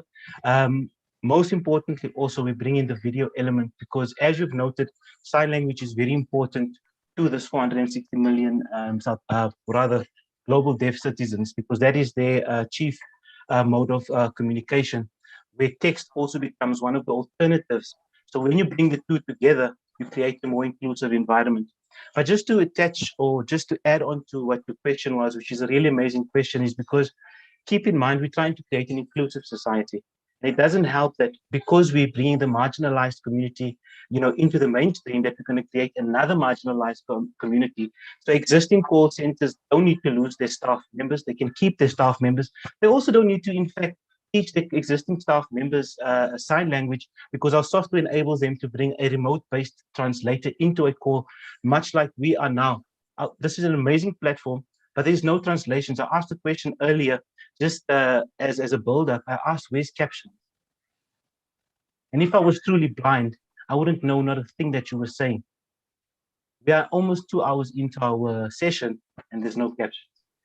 Had I been truly deaf, Ziad, I was totally excluded from this conversation. Thank you. Thank you. Well done. Thank you. Thanks so much. Thanks so much, Clayborn. Beautiful presentation, and thank you for putting out that message. And this is strong to and close to my heart as well. So thank you for the work you're doing. I have two questions. So in terms of your funding, how are you going to allocate it, or what's your plans with the funding that you need? And then my second question would follow after that is, what if you don't get all the money that you're looking for? Excellent questions. Thank you so much. Normally, it's always money, money, money. And I had an interesting conversation actually with Grace. Asked me, what would I really need? I'll be honest with you, Inaith, I don't need money. That's the mistake that lots of entrepreneurs really make in the beginning, is because they've got this brilliant idea, and immediately the first or the next thought after this amazing idea is, I need money to make this possible. You don't need money. Something that resonates with me that Paulie said, it was really beautiful, and I'd like to sum it up like this, is that an entrepreneur's conviction is the first test. If they can pass the conviction test, money will come. I'm just really putting money in there because, you know what, I need money to travel. We need money to get ourselves out there. We need money to get to China. We need money to set up operations. We need money for that. But our conviction truly has been tested to its ultimate limits. And so whatever we get next, it's really just to expand, make sure that we set up in Africa, and also set the framework to be able to expand as soon as possible into China, into India, as well as into the Nordic regions of Europe, as well as France, because we've set up very strong connections through our various endeavors in terms of our traction. So yes, I hope that answers both questions. If it hasn't, please let me know. Beautiful. Thank you so much. Thank you so much once again, Clayborn. I'm still thinking about this chief spiritual officer though.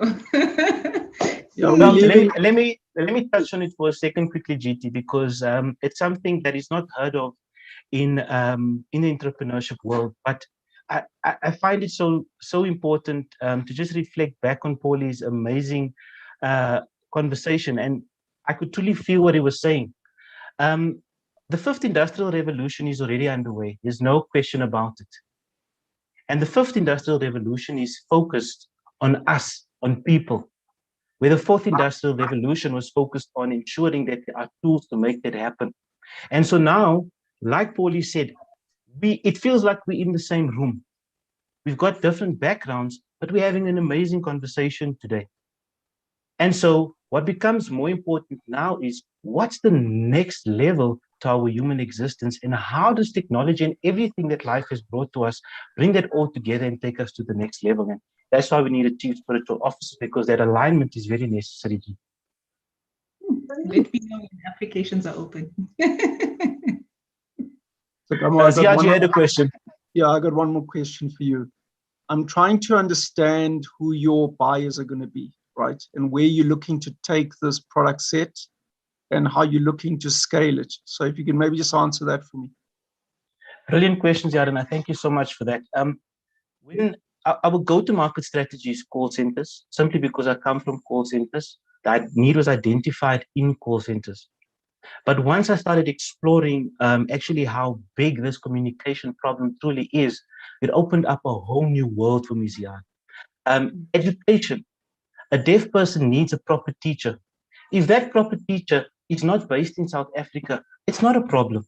Let's connect him to someone that truly has a passion for sign language in Canada, and have a classroom where you've got a deaf student now that's able to get the best education, whether he is from Guguletu or whether he's sitting in the upper echelons of Sandton and Cape Town. It also then went to the fact that, Ziad, you and I take simple things for granted. And it's not to say that we are ignorant about it. It's just that we're not affected enough by it. You've got a smartphone today. Please just do me one favor while we're all on this call. Pick up your smartphone just for 1 second for me, please. I need to just show you something. go to your dial pad. Dial emergency 112 for me, please. Before you press dial to call out, picture for 1 second that you are deaf. Make that call. You see, so we don't realize how big this market truly is. So when it comes to scaling, Ziad, we are going to make sure that every single area of life is touched. As a deaf person, you can't call emergency services. That means you can't call your hospital. As a deaf person, you need to speak to your doctor. You need a third party. As a deaf person, you need to transact with the bank and you are a bit stuck because you need to get a hold of customer services. You need a third party. You need to give them your ID number. You need to give them permission. You need to sign the letter of authority. So yes, sorry, man, I'm getting away a bit, but I hope it does answer your questions. Yeah, it's scalable to the umpteenth degree. It's an open canvas and we can literally write our own story. Yeah, and I'm glad that you said that, right? Because I was hoping that you're not boxed into call centers. So I'm glad to hear your answer. Thank you. Awesome. Thank you so much. Great. We're going to have breakaway rooms for the judges as well as the candidates who've pitched today. And those conversations can carry on in plus minus 30 minutes. Moving on to the next pitch. It's from Silicon Energy, represented by Randolph. Randolph, I've seen you interact. There we go. Talk about being ready. As you're getting yourself ready, Silicon Energy Technology is a renewable energy company which at its inception is focusing on solar energy. The entity does, however, plan to explore renewable energy options such as biogas, wind power, and hydroelectricity. Randolph, are you good to go? Good to go, ma'am. Awesome. 5 minutes to you. Your time starts now. Greetings, ladies and gentlemen. Name is Randolph. I'm representing Silicon Energy. I'm the co-founder, director, and chief financial officer. But before we start, let me tell you a story. Let's take Vusi. Vusi is a student, and on a late Wednesday night, he's studying and the power goes off. Vusi is also the owner of an on-campus barbershop. He doesn't only use this to fund his tuition, but to pay for his livelihood. On the busiest day of the month, the power goes off yet again. Vusi meets myself, and before he does that, he gets a call from his mother. Distraught, she informs him that the house almost burns down because his sister was using candles to study as they do not have access to electricity. Vusi proceeds to meet me and my partners, and we introduce him to the meter generator, a portable power source, and also introduce him to solar installation systems. He doesn't only use this to be a diligent student, but he uses it as a backup power for his business. And through the growth of the business, is able to not only finance, but possibly pay cash due to the affordability for his mother to have access to electricity. The key problems that we essentially attending to is power cuts, increasing cost of electricity, and inaccessibility to this electricity. With Johannesburg, the economic hub of Africa, experiences up to 12 hours of power cuts. We also ensure that the increasing tariffs that continue to grow on a yearly basis are attended to, but above and beyond that, there's a 15% of the population in South Africa that does not have access to electricity at all, and will continue not to have access for the next 15 plus years. The solution, it's deeply embedded in our core business models, which is solar installations, manufacturing, and the retail distribution, where the key revenue driver is deeply found in the solar installation systems. Our business model is quite simple and is an expression and extension not only of our solution, but the problem itself, where through the installations, for larger scale users, we offer power purchase agreements. Currently, we are in discussions with AB InBev to secure a project where we're providing 508 megawatts of their nominal annual consumption. And for smaller scale houses, we have financing and lease options. We also want to be retailers and manufacturers and want to leverage on the growth of the fourth industrial revolution and make use of our already active e-commerce website as part of the distribution and also having physical distribution stores. Our target market is divided into three. We're focusing largely now on larger scale projects within the business and private sector and public sector. However, at initial launch, we're focusing on households, and this has grown the company quite exponentially well. Our market size is quite huge, especially within the sub-Saharan Africa. However, our market share currently speaks to 1.4 million individuals, and that translates to 240,000 households, and that's the economic value of $40 million US. Now, that is the meter generator, that seamlessly designed and beautiful device, and it can also be integrated with an app using Wi-Fi and Bluetooth, not only to monitor battery life and charge rate, but to switch it on and off, but also using data analytics to sort of optimize the efficiency. And we're currently trying to prototype a bigger brother of this, which is a trailer that has solar panels and has an increased capacity and can possibly power up the entire house while still retaining the portability and practicality of everything. Above and beyond that, we started in 2014 on a research and developmental level, launched commercially or started operations within 2019 December, and currently we're expanding and scaling up. Our traction is something that I'll speak on just recently or just after this, and it's something that's worth noting, and we're growing quite well. Our roadmap speaks to three things. We want to get funding in all forms that we can. One, for the manufacturing of solar panels, which is about 100 million rands. We also want to ensure that we position ourselves strategically, where within the hype and the growing interest in electric vehicles, we have a network of charging stations, but we also want to establish ourselves within the next 3 years or so as an independent power producer, especially with the increasing market in Africa and South Africa. Now let's speak on the traction. Our Milestones is also an extension of this traction. When the first 5 months of operation through 18 projects, we're able to retain $17,000, which is about 260,000 rands. This year alone, we've reached through 4 clients and maximized not only efficiency, but economized to the utmost best, where we have 4 clients and we've reached the $500,000 mark. And we've won various other pitching competitions, such as Red Bull, EOGSE, and we're also part of various programs as well. These are our competitors, both direct and indirect. Our competitive advantage is deeply embedded in accessibility, affordability, ease of use, and obviously social responsibility. Our competitive approach is deeply founded in us never losing sight of the problem and also developing technology within the space. This is the team, has a synergy, and we work well together, and they've resulted, they're the reason why we've grown so exponentially. Above and beyond that, what do we ask? We want to, by winning this competition, we know we'll be able to achieve geographic growth, expanding to Johannesburg and Durban, and we'll get access to market to enable this access or growth geographically. And we also want to fund not only operational, but our capital expenditures. Thank you very much. Nicely done, nonetheless, Randolph. Nicely done. Since our timekeeper is back, it means all protocol observed in terms of time. 2 minutes to the judges.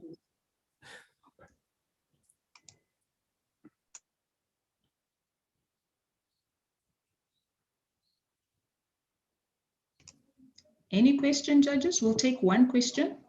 Yeah, so thank you and well done. My primary question is around your route to market. I saw very quickly who your competitors were. I think it was Voltex and one other. Those are fairly established companies, right?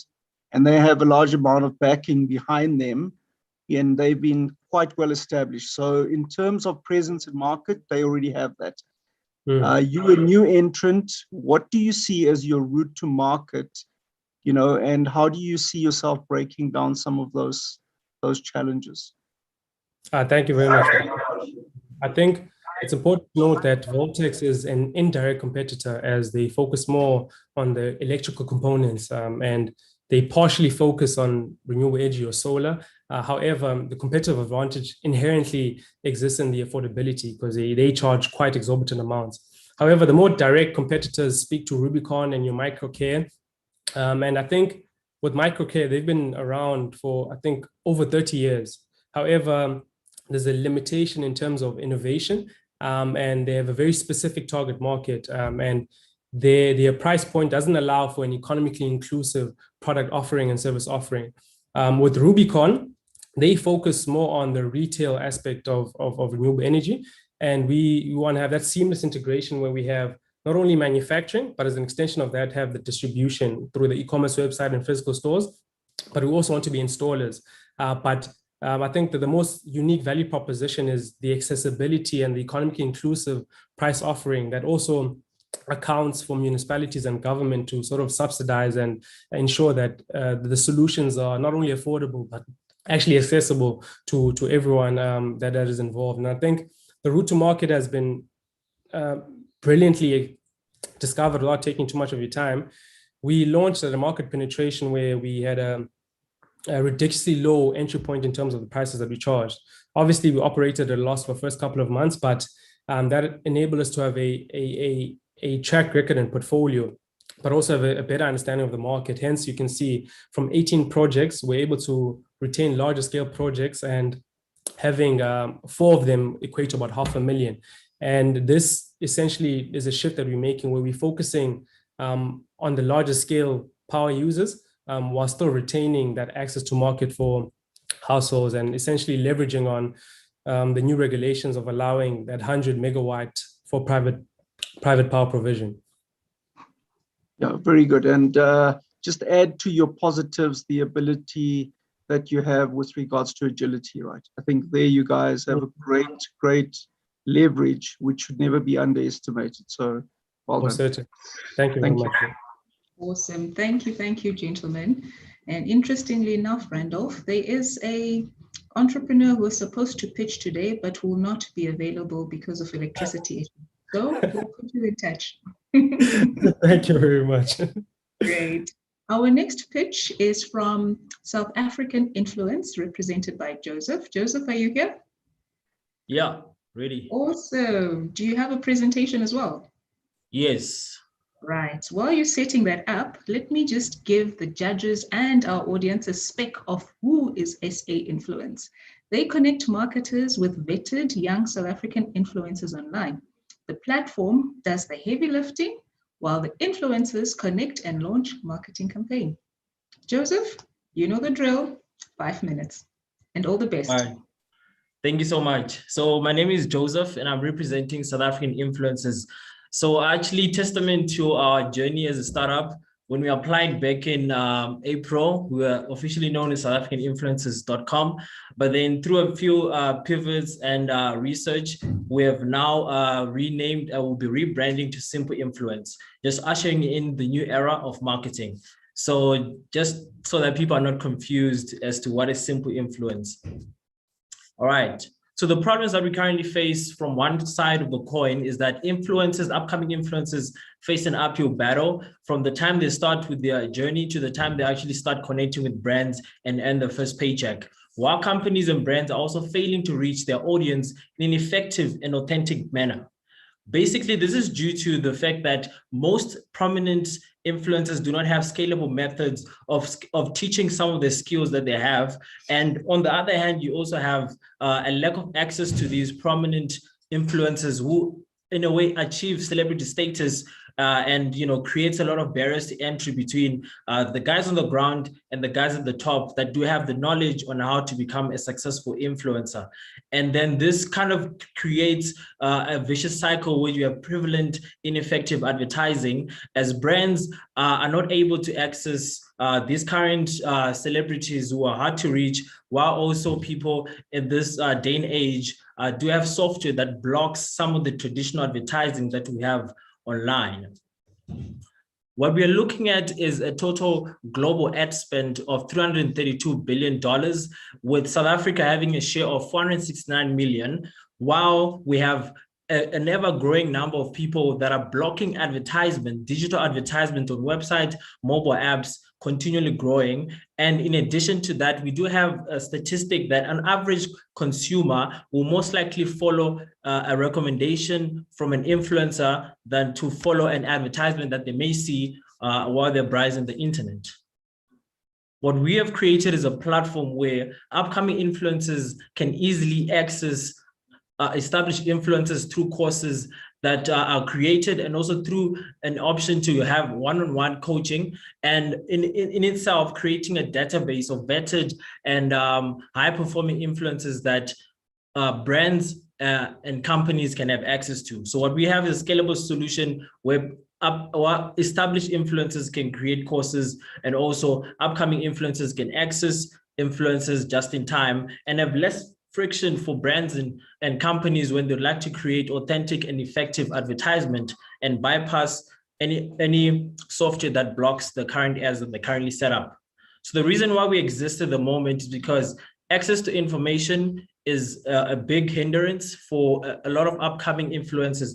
The faces that we see on Instagram creating TikTok videos, to most, it may seem like TikTok videos, but we are seeing a whole new era, a whole new different way of people earning online, which was not previously available with the new change in technology. And what we also have is that most upcoming startups do not have the necessary budgets to access established celebrities for them to tap into this new era of marketing. What we have is a simple product which creates on one end online courses, and on the other end enables upcoming influencers to have access to one-on-one coaching from established influencers, while at the same time creating an organized database of South African influencers, which local companies and international companies can sift through to easily access and launch influencer marketing campaigns. At the moment, part of the team is myself, Joseph, co-founder of 123 Tutors, who's recently also won an award, African Best Seed Startup with the Africa Arena competition. I do also run an digital marketing agency where some of the insights did come from while we're working with some of the clients, trying to see what kind of strategies are currently working within the marketing industry. We also have Amira, who's with us as an industry expert, who is our main link between our offering and the macro influencers, which we know are hard to access. And then we have Kate, who also runs her own digital marketing agency, who's going to be heading the digital marketing aspect. Our go-to-marketing strategy is very simple, right? As you can see from this tweet from the future, we have one of our established macro influencer instructors having to share the information, having to share the link to the platform. As I'll read here, I'm now offering one-on-one coaching on the platform. I'll teach you how I made it as an influencer.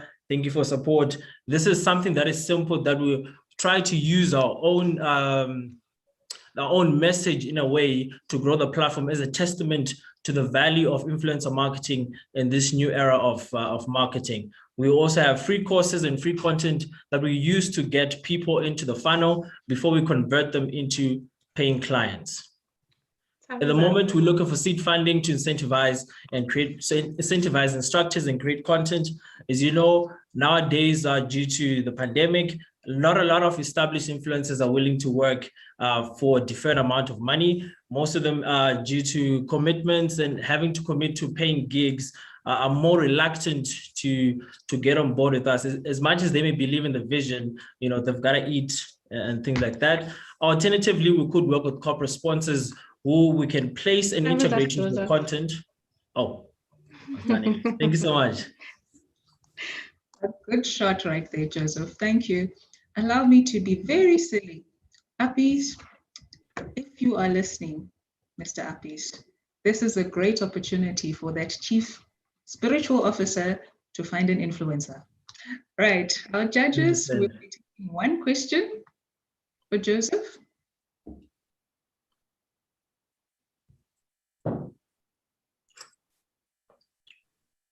Thank you, Ziad.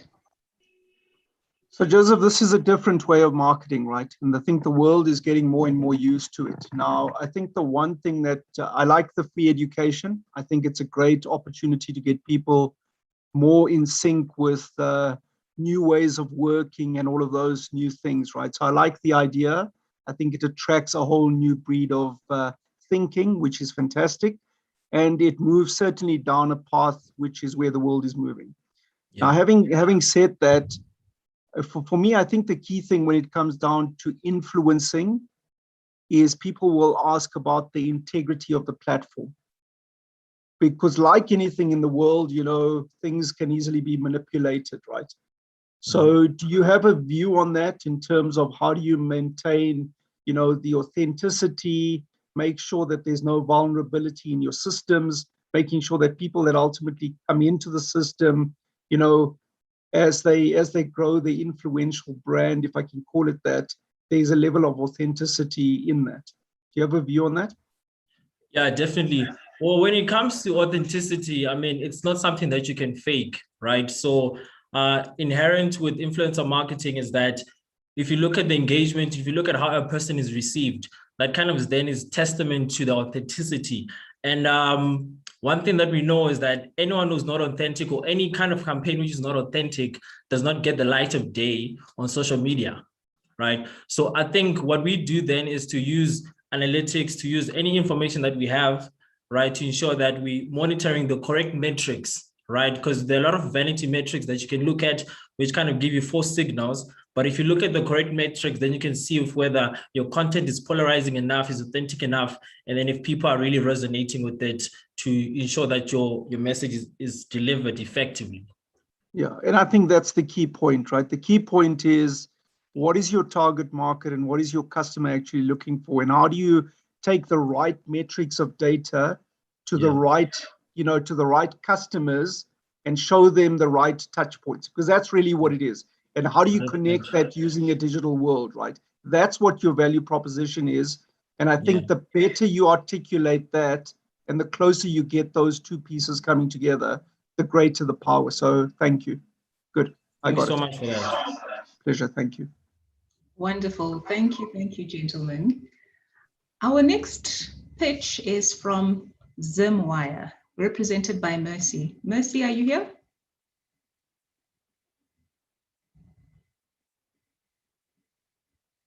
Mic check, testing, 1 2 1 2. Mercy? Okay, I'll check in for a third and final time. Mercy, representing Zimwire, are you here? All right, we'll probably come back to her. After Mercy, Jim, interesting, represented by Martin Mills. Hi, Martin. Hello, can you hear and see me? Yes, we can see you, but please increase your audio. Do you have a presentation? Is the presentation up? Okay, so while you're putting up your presentation, I'll tell our judges and audience about Gem. Gem is a brand that is very much female-centric, catering for the female consumers of beverage. Gem is non-alcoholic and addresses the challenges in consumer consumption globally towards a healthier lifestyle. We look forward to hearing your pitch, Martin. The floor is yours. Can you see my presentation? Not yet. Gosh. Still not up? Oh, hang on. Oh, wait. There? Anything? Nothing there? Not yet. Oh, I knew this was going to happen. So I hit share screen. Digital disruption. Share screen, which is at the bottom of the Zoom setting. I'm on a Zoom app. Yes. So you've clicked share screen. You can select entire screen. Yes, we're starting to see something come up. And now? All right, let's give it a few seconds. There we go. So we've got your presentation. First page. Super. Well, hello everyone. I'd like to introduce you to Gem. Gem brand was inspired by a real life event and is driven by a powerful true story. We have a beautiful piece of art which we use for the Gem products and for branding, marketing. Gem celebrates the essence of the woman, and Gem's focus target ID are female consumers, women consumers. I'm Martin Mills. I'm the brand creator and founder of Gem, and I'm involved in the drinks business, and I've been exporting South African wines to China for over 10 years and more recently to Vietnam. My youngest daughter, Gemma, in December 2016, was diagnosed with leukemia, which I think you know is a bone marrow cancer. And unbeknown to me, I didn't know that my Gem would actually be the inspiration behind a female brand of a range of various products, from wine to gin to non-alcoholic to jewelry, sportswear and perfume. It was during an intense period of chemotherapy that Gem had access to an art studio, and on one occasion she created this very beautiful piece of art which was just stunning, calming and serene. And it dawned on me as we were pursuing the chemotherapy, being in the wine business, that there was no brand which was focused or appealed or spoke to the female consumer. And it dawned, I just realized I had the perfect opportunity using Gem's art, her name and her story to create a female-centric brand catering for female consumers of beverages. Hence Gem brand was born. Creating a brand for female consumers was one thing, but it obviously became apparent that as a man, I needed to have better insight as to how why women drink wine or women socialize. And also the data was there which supports the fact that women are the largest buyers of beverages globally, generally more than men. So understanding the use of the beverages, the social occasions, it makes it far easier to put together a message with which to attract and to have females buy into the brand. From wine, it was obviously quite natural to go into gin. Gin is a massive market segment of spirits globally. And again, the branding and packaging had to resonate with what hopefully a woman would find attractive. And we've used slender bottles, sleek bottles, and the closure is a Bohemian crystal glass stopper. Understanding the changes in consumers' requirements is we also evolved the brand for a zero non-alcoholic beverage. And you'll see that the non-alcoholic drinks category addresses consumers' concerns globally for a healthier lifestyle. And Gem fits very nicely into that category in its own niche, hopefully appealing to female consumers. Why is Gem so special? Fortunately, living in the Western Cape, we have a large biodiversity in natural habitat. And in the Cape Flora Kingdom, two of the botanicals, which comprise the mixture for Gem, is rooibos and honeybush, which have been well documented for quite a long time for its health properties. But it gives Gem a very unique USP with regard to the ingredients within the liquid. Sales potentials for non-alcoholic drinks market: Diageo, owners of Smirnoff, Johnny Walker, Gordon's Gin, Guinness. The biggest spirits corporation invested in Seedlip, a non-alcoholic spirit, 3 years ago, and now owns a majority share. Seedlip's annual revenue is currently 24 million a year. Lyre's non-alcoholic spirits brand recently completed a C+ funding and are valued at now £100 million. Markets such as UK, Europe, Australia, USA are seeing exponential growth by consumers in non-alcoholic or low alcoholic products. It's actually quite interesting, the change in consumer lifestyle. And very interesting for me is my recent view on the halal markets in the Middle East, which are also growing in interest for non-alcoholic beverages. Product expansion for Gem will include ready-to-drink. RTDs are very fashionable and very high-selling products. A gin and tonic style non-alcoholic product. We also will produce a Gem-branded mineral waters infused with African botanicals such as moringa, rooibos, honeybush, and buku. And then there's the obvious one, which is Gem rooibos iced tea, all natural ingredients. That would be aimed at mid-level LSM consumers.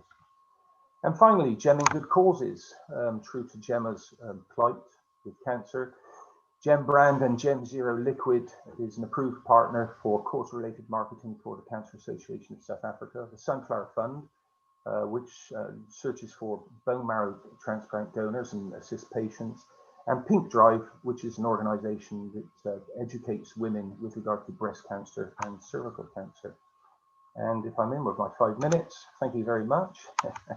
And now for any questions. Awesome. Thank you so much, Martin. I do have a question. So where were you in level lockdown 5? I'm just wondering, asking for a friend, non-alcoholic beverages. No. We can answer me later. But I see Grace has a video on. She has a question for you. Thanks, Kamu. Martin, yeah, very intrigued by your by Gem. I like the celebrating the essence of woman. Amazing. I have 2 questions for you. First question, I think it's that mainly being somebody who's also a lot, becoming very health conscious. And my question to you is regarding the ingredients of the non-alcoholic beverages. I find that a lot of them still have a lot of sugar content. I know you said that yours has some sort of, herbal tea elements, but I was just keen to hear, how you augment the calories to make a delicious non-alcoholic beverage is the first question. And the second question is wanting to hear a little bit more on your go-to market strategy, just with the beverages market being so competitive and so many brands out there, and how who would your sort of core target market or customers be in terms of, is it restaurants, is it, spas, wellness, or gyms, or, or your Diageo. So I'm just keen to hear what your go-to market strategy is. Thank you. Yeah, with regard to the sugar content or beefing out the product, there is a small amount of fructose content or sugar content which does go into the product. This is also, if you like, increased with, we can use blackberries within the process. So obviously, yeah, because some of those products out there, as you quite rightly say, well-known ones, I mean, they're very watery, very thin, and they're not very impressive at all. So obviously the product has to stand up to everything that we want to present with it, which is the brand in the story, the packaging. Ultimately, if the liquid's not good, you won't buy it again. Yes. So that's very important to us. But, you know, again, you have to accept in life that some of the things that are sweet, which you enjoy, you're going to pay a little price for. Hence you exercise. Right? Okay. Yeah. Yeah. So you're not a couch potato. So, and also, you know, route to market. So, you know, there's standard retail, online sales, when we collaborate with the cancer organizations for events. So there's lots of traditional ways to market. There are events we can hold, whether it be online sales. So I wouldn't be reinventing the wheel with regard to how you're actually going to be able to purchase the product. What probably matters most is the availability for you where you live and the attraction of the product, price, packaging, and product, which is the call to action. So it'll be traditional channels really and existing methods. Sounds good. Thank you, Martin. Cool. Awesome. Thank you for that question, Grace. Martin, we'll talk at the next lockdown. Right. And my middle name is Jin. G for Jin, G for Gamu, whichever one. Mercy, are you here?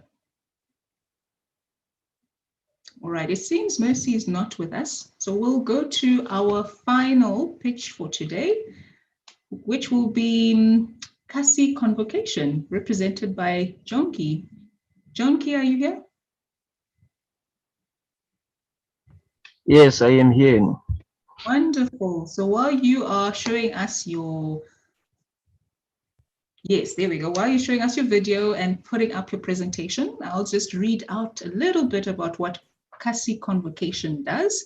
It is a social media platform based on Ubuntu philosophy concept with the goal or aim of helping Stokvel members in South Africa conduct their Stokvel business in simple terms, offering financial management services as well as exposing them to better related services. Jonki, you are the last number. In 5 minutes, all the best. Hi, everyone. I would like to thank you all for giving me this opportunity to present my startup.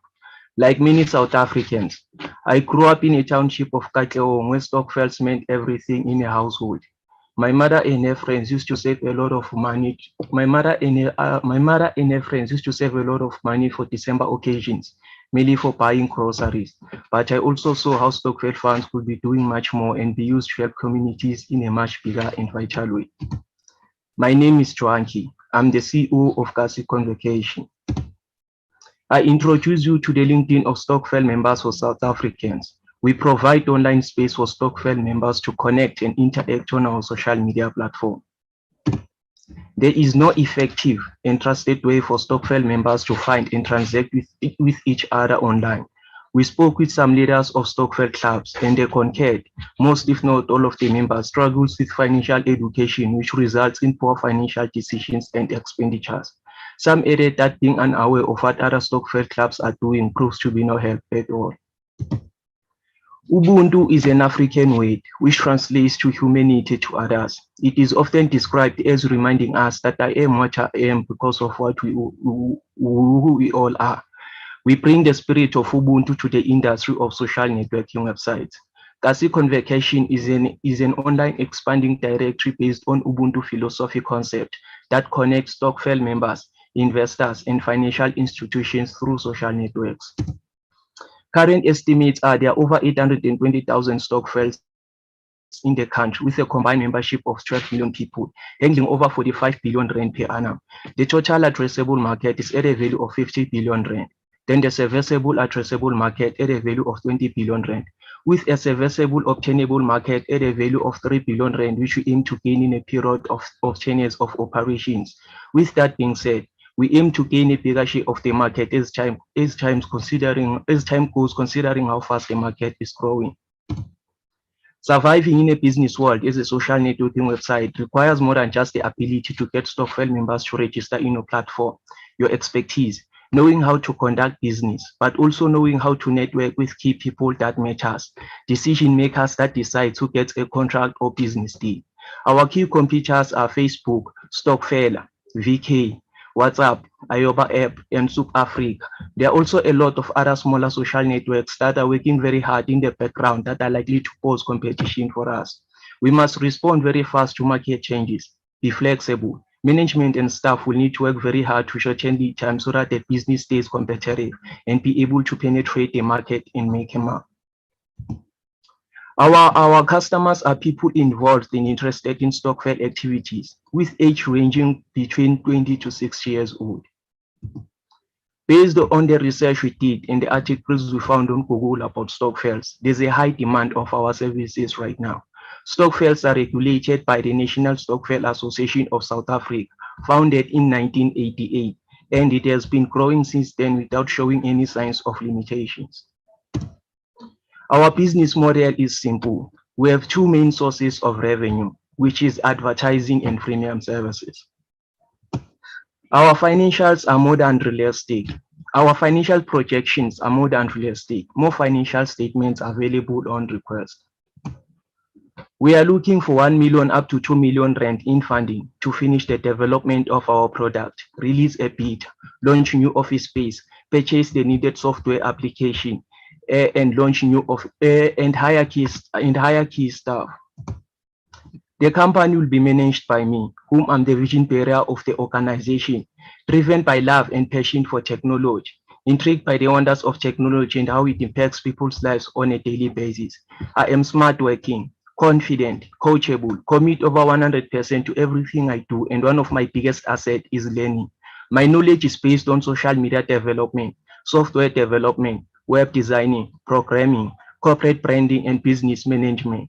My board of committee consists of one mentor, Mr. Mkolisi Mtombe, and two advisors, Mr. Maredi Tema and Mr. Liseja Mohoba. They all are running their own companies and they have more than 50 years of experience combined in the industry.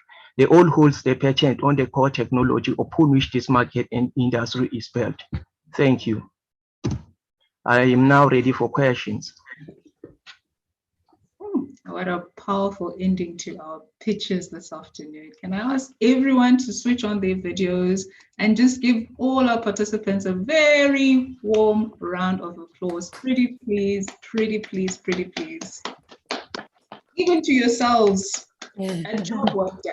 One of the most challenging things to ever do within the entrepreneurial journey is standing up in front of people and trying to convince them that yes, what you are foreseeing absolutely makes sense. So a very big shout out to all our participants. What we are going to do now in the next 10 minutes, we're going to take a break. And Madam Timekeeper, please do time us, strictly 10 minutes, where we'll get the judges to... But Gamo, sorry, Gamo, I think we needed to give him a chance to... Questions for John. Questions, yeah. Sorry.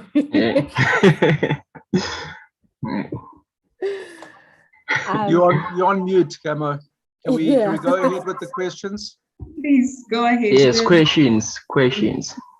So I'll first ask my fellow judges if they want to ask anything. I do have a question, but I'll go second or third.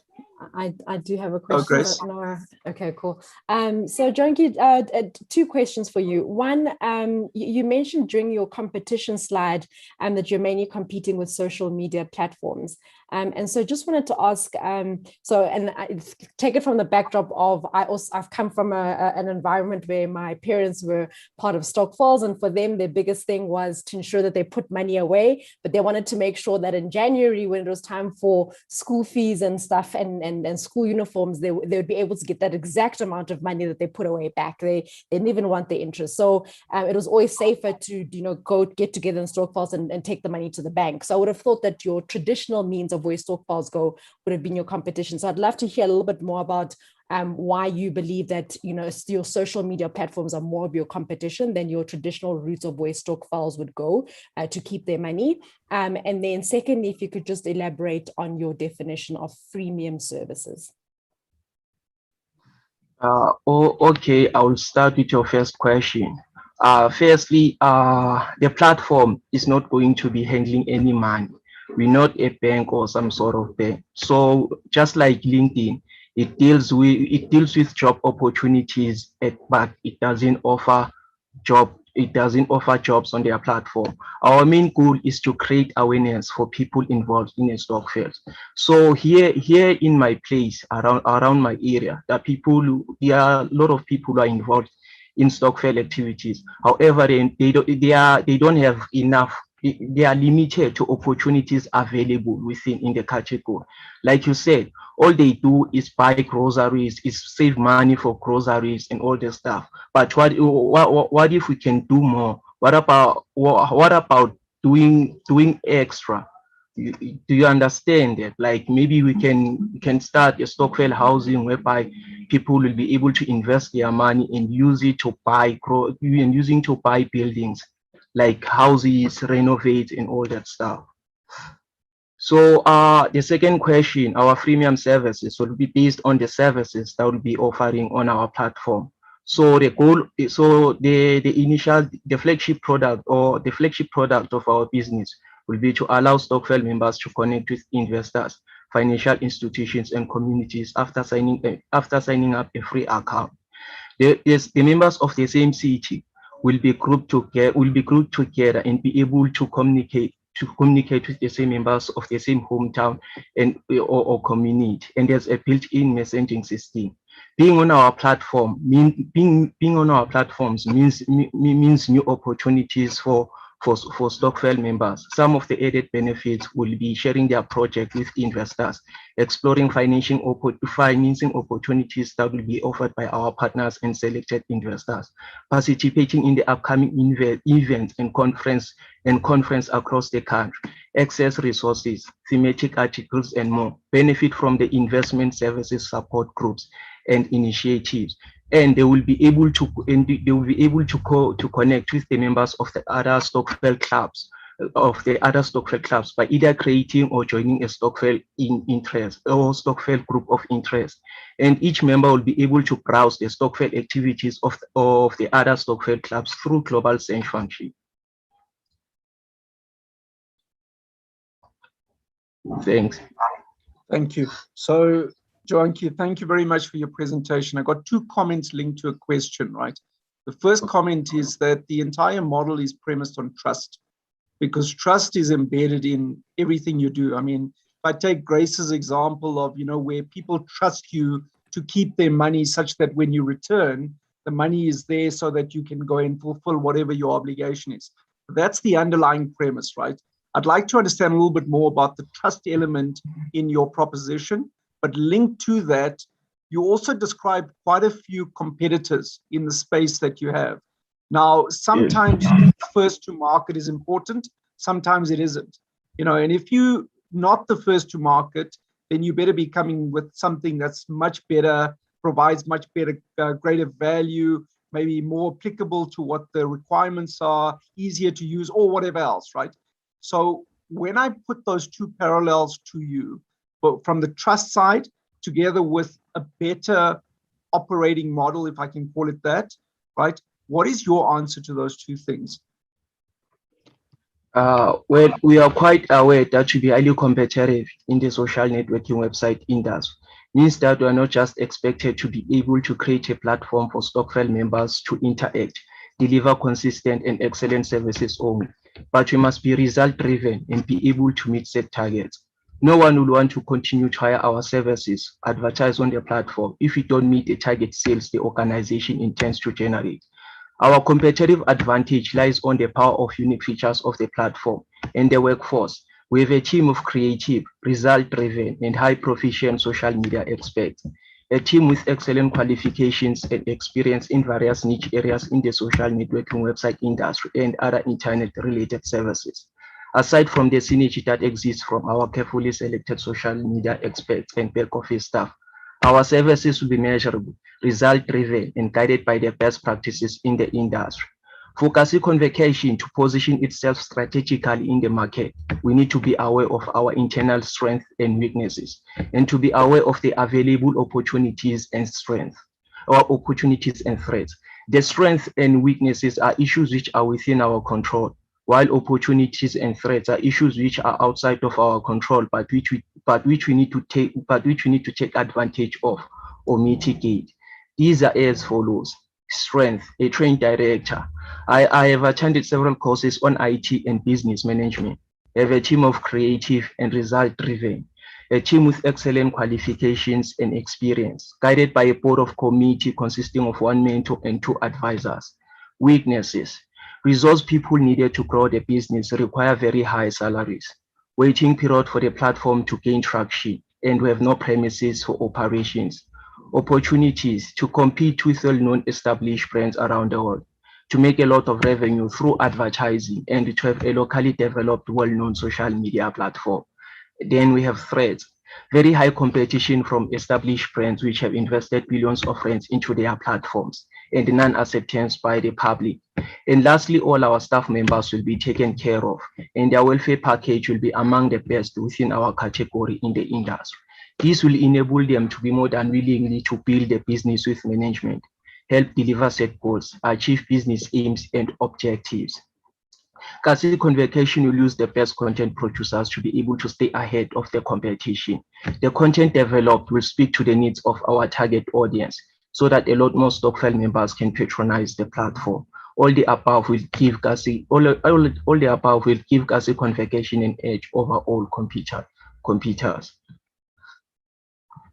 Okay, thanks. And I think the key thing is in the how, right? But we don't have time for that. So Gemo, back to you. Thanks.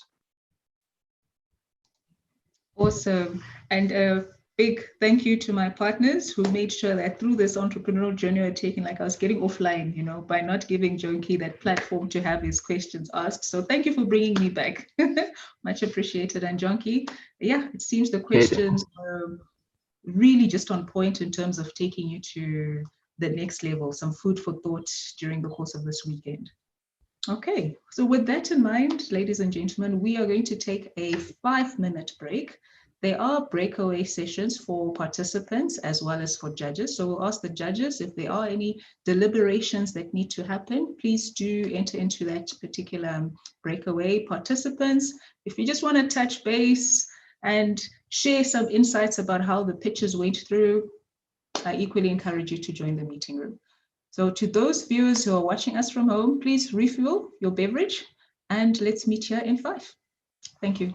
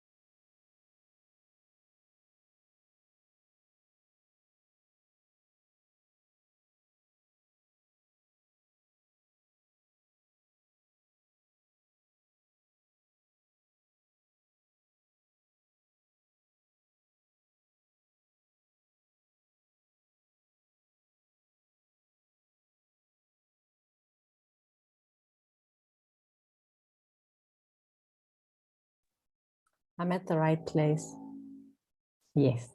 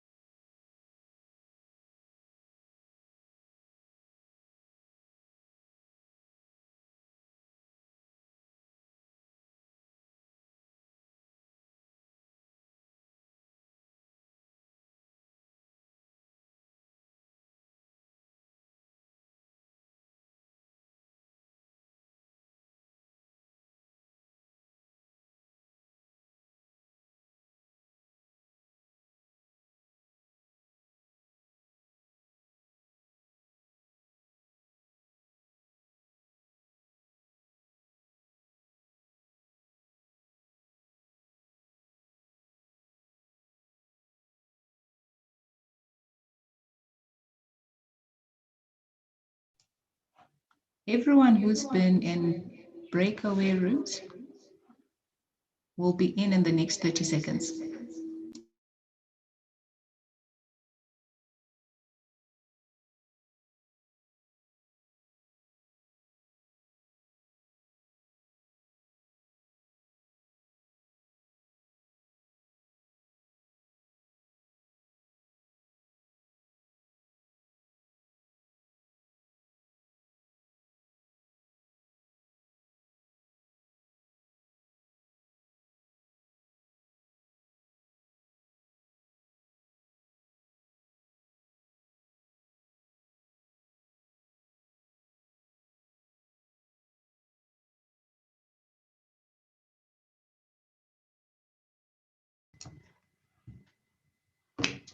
Right, I see people are starting to come back into the pitching den.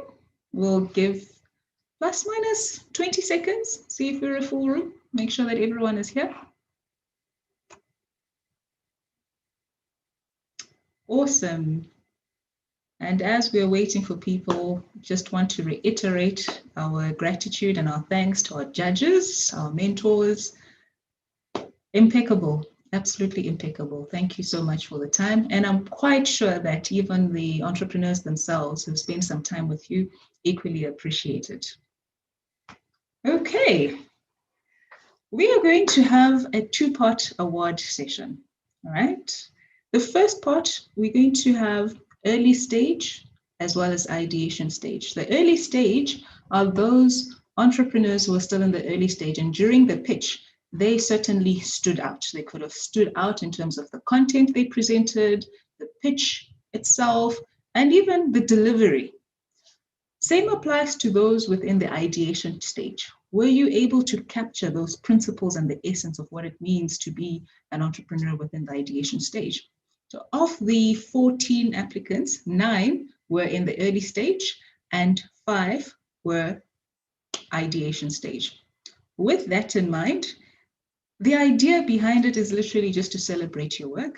We as 22 on Sloan will then do a feature article about what you're doing and just tell the good story so as to assist in that exposure as well as part of your go-to market strategy.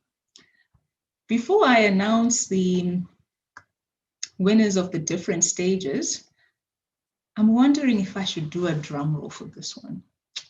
Guys, what do you think? Should I do a drum roll for this one? Because I'm announcing 2 companies. Yeah, okay. Randall says I should do a drum roll. Right. In that case,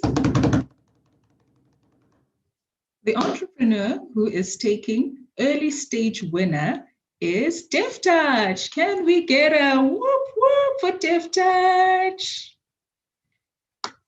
By popular demand and a whole lot of engagement, DevTouch, the way you presented your current stage within early stage was absolutely impeccable. Very, very well done to you. And we certainly look forward to featuring you. Our second winner within the ideation stage, let me do that again. Solar Bakers. A very, very warm congratulations to you guys. Your model, although in ideation, shows a lot of potential, nicely packaged, nicely presented, and looking forward, like I said, to eating those rusks made from the sun. Great.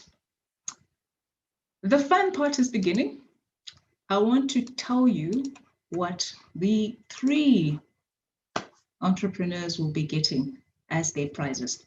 I was mentioning to the judges that although it may not be 6,000 zeros, one thing for sure, it's value add. Value add, and you can't go wrong with value addition. Our prizes are as follows. First, a mentorship prize from the World Bank. I mean, if I try and get mentorship from the World Bank, it might take a minute, but this, using the EWC platform, I'm so in. Exciting. A second prize is from Tarsus On Demand. All 3 entrepreneurs will be receiving web creation, social media platform setup of AdWords campaign, as well as a go-to-market workshop, assisting them to launch their strategy. How awesome is that, guys? How awesome is that? Third prize, they will be featured on the SABC's SME on Point, channel 404. If you've ever watched SME on Point, you have an idea of what I'm talking about.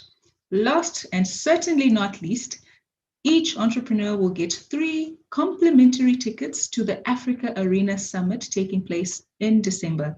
All else being equal, vaccinations or protocols being observed, it's quite an experience and a half to physically be amongst like-minded people from different parts of the continent. So these are the awesome prizes that our top 3 entrepreneurs will be taking home. Right, on to the fun part. More drum rolls. In third place,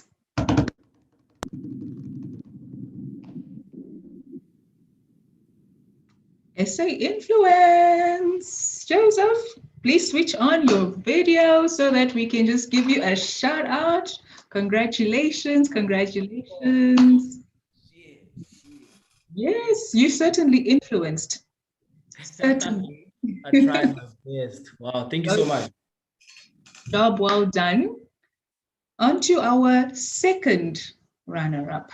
Are you ready? DevTouch.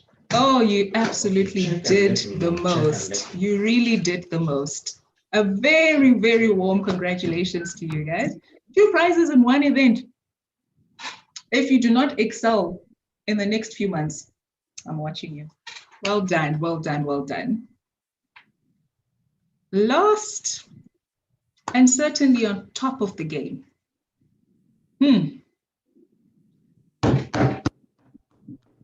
The biggest drum roll ever, Virtuvian. Well done, well done, well done, well done. Team Virtuvian, please switch on your video so that we can celebrate you. Well done. Thanks very much. Thanks. Yay.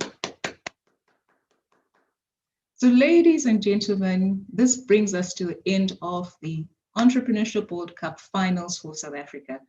I strongly urge you to co-create, collaborate amongst yourselves. Although one may not have taken the top 3 spots, each and every pitch that was delivered today was fundamentally answering a challenge that is being experienced or an opportunity that has been identified. It means somewhere, somehow, there's a market, there's potential to progress from one business stage to another. So capitalize on learning from each other, connect, and certainly just keep at it.